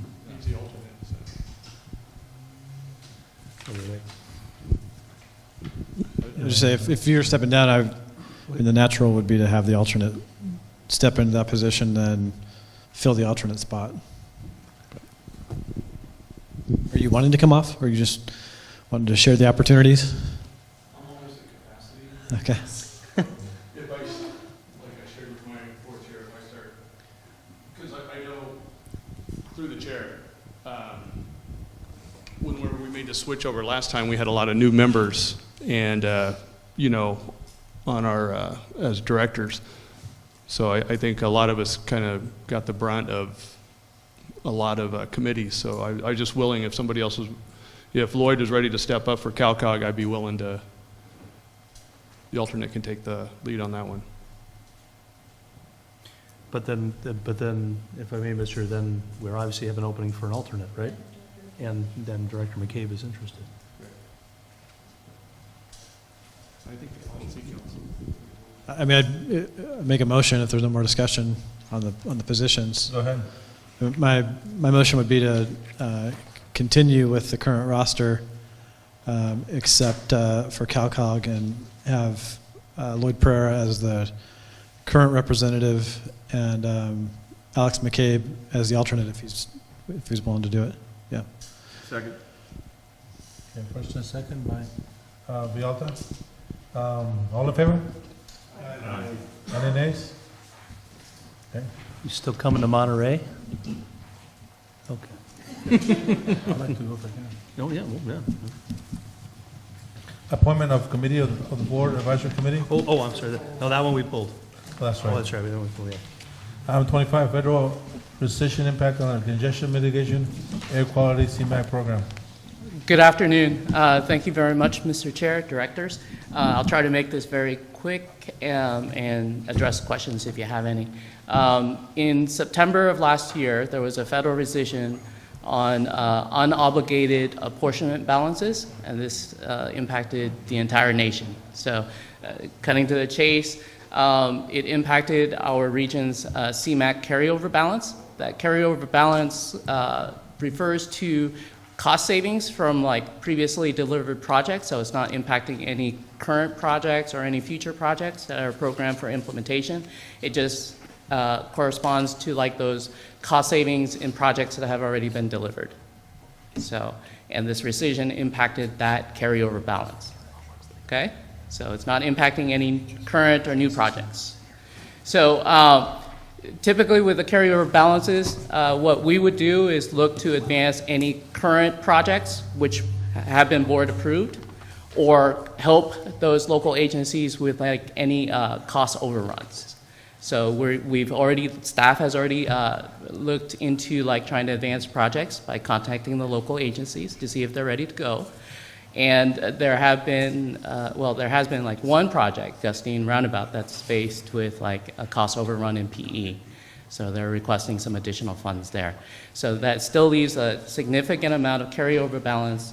And just so you know, with this carryover balance, you can't program it to new projects. You can only use it for existing projects in advancing or covering cost overruns.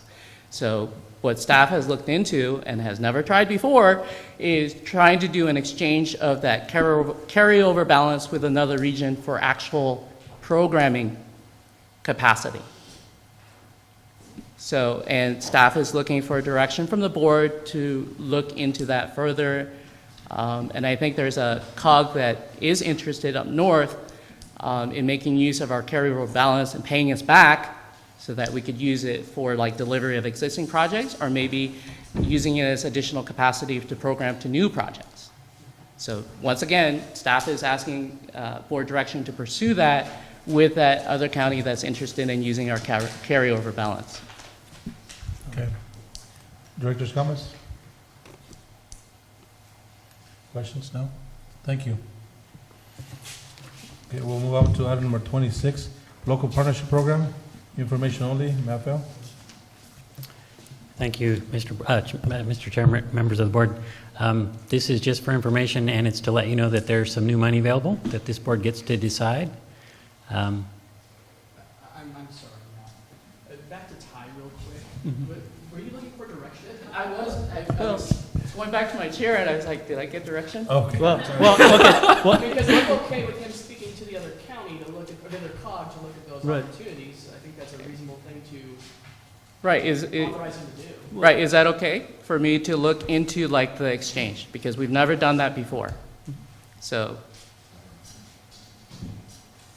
I see that as a win-win situation, but I need board direction to pursue that course of action. Well, and if that were to be pursued, it would be board action in the future if we actually went through with it. Is that correct or not? Not necessarily, because this is carryover balance.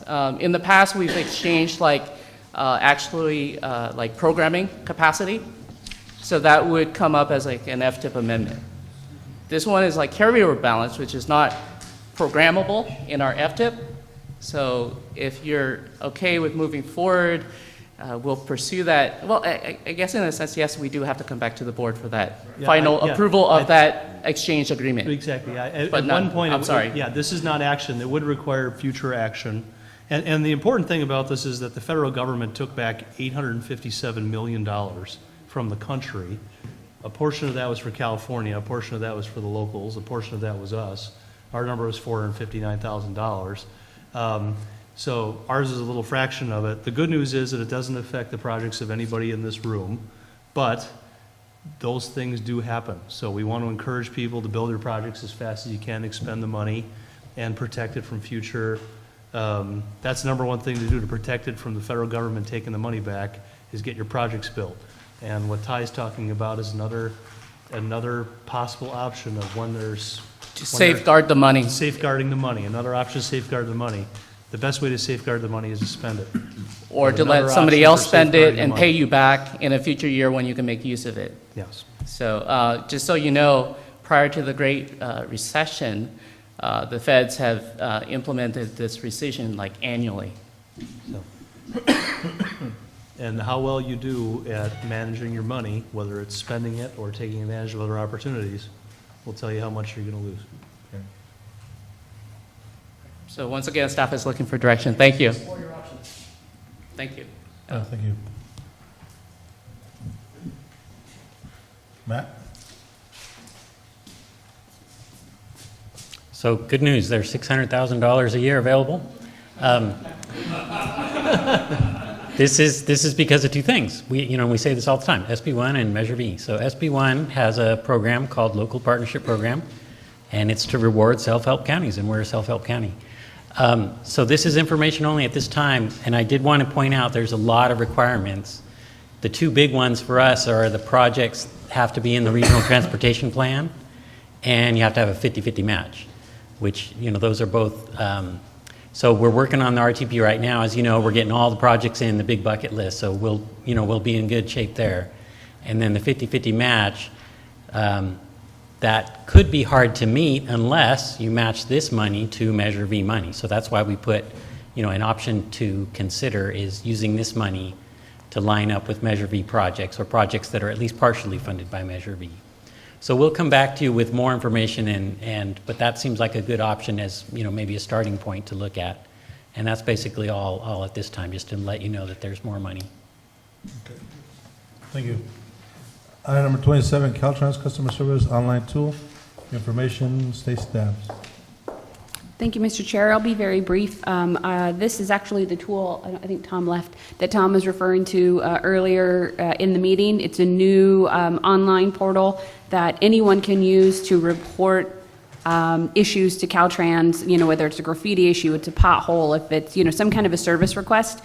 This is a portal that you can go in and it creates some accountability because you would be able to provide as much detailed information as you can, and then they have so many days they'll follow up with you, and it gives them an opportunity to track requests and who made them and how to be in touch with them and all of that stuff. So a really great additional resource. Of course, it doesn't mean that you shouldn't use this venue and Patrick's offer when he says, hey, what do we want to talk to Caltrans about next month? But this is something you may want to share with your constituents, that if they need to report something to Caltrans, to do it after you get out of your car, not while driving, but this is a great option to do so. Thank you. And 28, technical assistance for development of active transportation plans. Mayor. Thank you, Mr. Chair. The state's doubled down on their investment in active transportation plans and planning, and there is money available to do the plans. So to compete for the program, you compete better if you have an active transportation plan, and they will give you money if, you have to do a grant application process, but we're basically offering assistance to jurisdictions that are interested in getting a new or updating their bicycle and or pedestrian plans. So anybody who's interested, contact Natalia Austin, and we'll help you out. Thank you. 29, equipment to record governing board meetings. Stacy. Thank you, Mr. Chair. This item came in response to a comment that the chair made at the special meeting in November about looking into opportunity to record all of our governing board meetings and not just the locations that we have. We do post those recorded meetings on the MCAG YouTube channel.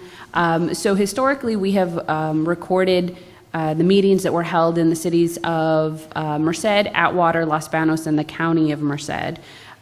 We currently are not, there was a change in vendor that we were contracted with that was doing our recording in Merced and Atwater, and we have been waiting for those jurisdictions to get their new contracts and vendors in place, and then we'll be looking to partner with those to continue that service, but we're on a brief hiatus there. We do continue to record in Los Banos and at the county. Prior or after submitting this staff report, I have come to understand that we now do have the capability here in Livingston to record, so we can be reaching out with your vendor to look for an opportunity to contract there. So that remains, leaves us with Palos and the city of Gustine that I understand don't have the capability of recording meetings. So that's where we stand. I do want to mention that it was something that we put in our work plan in a previous year, I think actually last year, was to try to invest in the equipment to do this ourselves. And it was cost prohibitive to buy the equipment, the microphones and the portable equipment that would allow us to record audio and visual at all of our meetings. One comment? Stacy, we have state-of-the-art video recording system now. I mean, it's beautiful. You don't want to see yourself in the monitor because it looks like you actually look. That would just scare a few of you.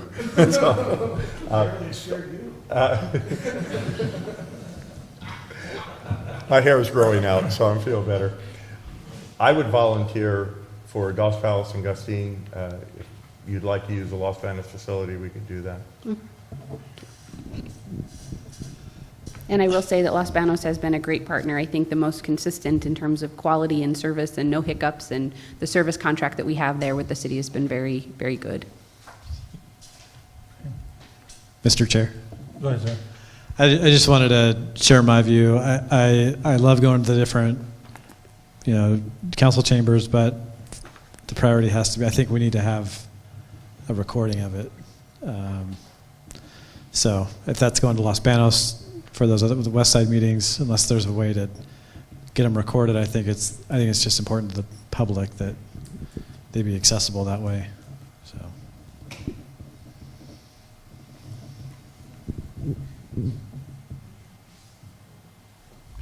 All right, no more comments? Thank you. Thank you. Item 30, Executive Director's Report. I just have a few things.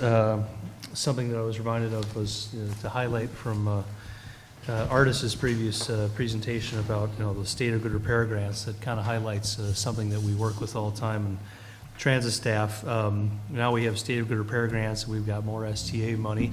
But as other state funding sources go away, PTMI, SEA, and Cal OES, which we have been using, those are fading away. We're using the last of those, and now a new thing comes on, and our transit staffs are doing a good job of dealing with, different types of federal money that come and go, state money comes and goes, different amounts, different things they're eligible for, and it's a whole art form.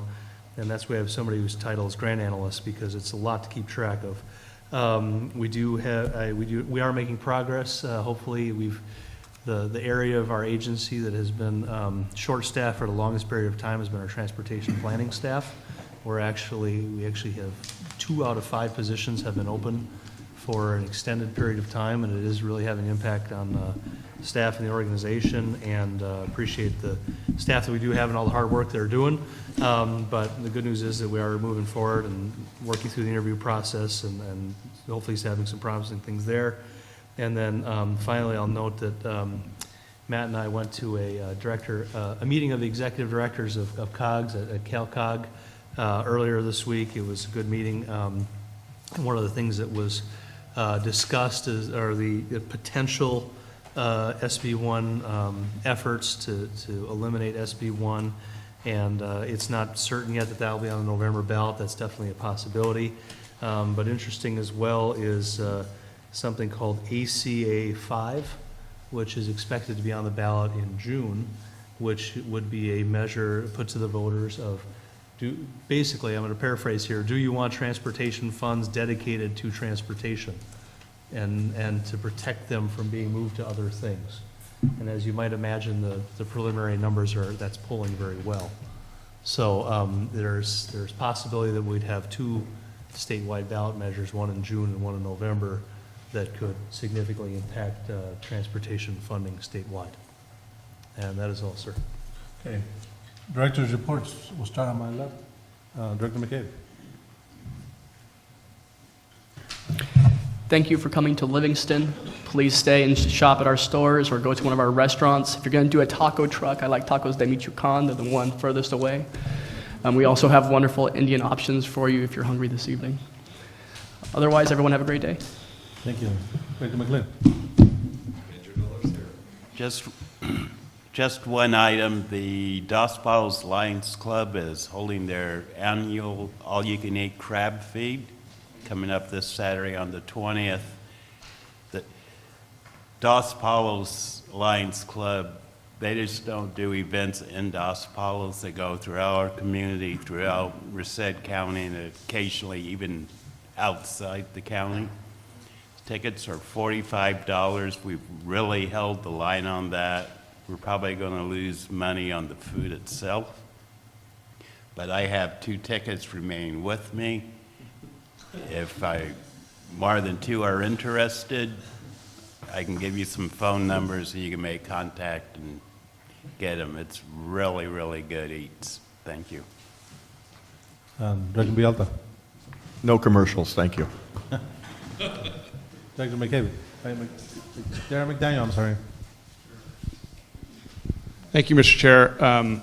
What I'd like to say is I'd like to put it out to everybody because this is a good way to talk to the whole county at one time. I have been elected to leadership with RCRC, which is Rural Counties Representing California. So I'm on the executive committee, which gives me a perpetual motion up into the leadership. And if you have any rural concerns whatsoever, it's a great lobbying body association that the county is a member of. And please give me any heads up of anything. It's a very good group, and we're very, very active for rural California. Thanks.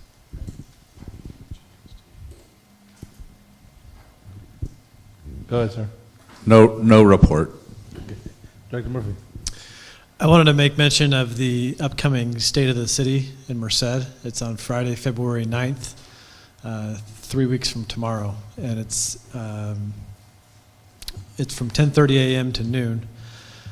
Last year was the first year we did it. We did it a little bit earlier. We intentionally are letting out at noon because we have a dozen or so restaurants that are offering State of the City lunch specials. And we encourage you to choose your favorite or try something new. So it's Friday, February 9th. Nothing, thank you. Nothing. Council. Okay. Well, thank you. Next, like they said, next meeting is in Los Banos, and we have our own very own crab feed chipino tomorrow. If you guys like to come, it's $60. It's cheap. But put on by the Portuguese Hall, delicious. You guys will love it. So, thank you very much. Thank you for coming to Livingston.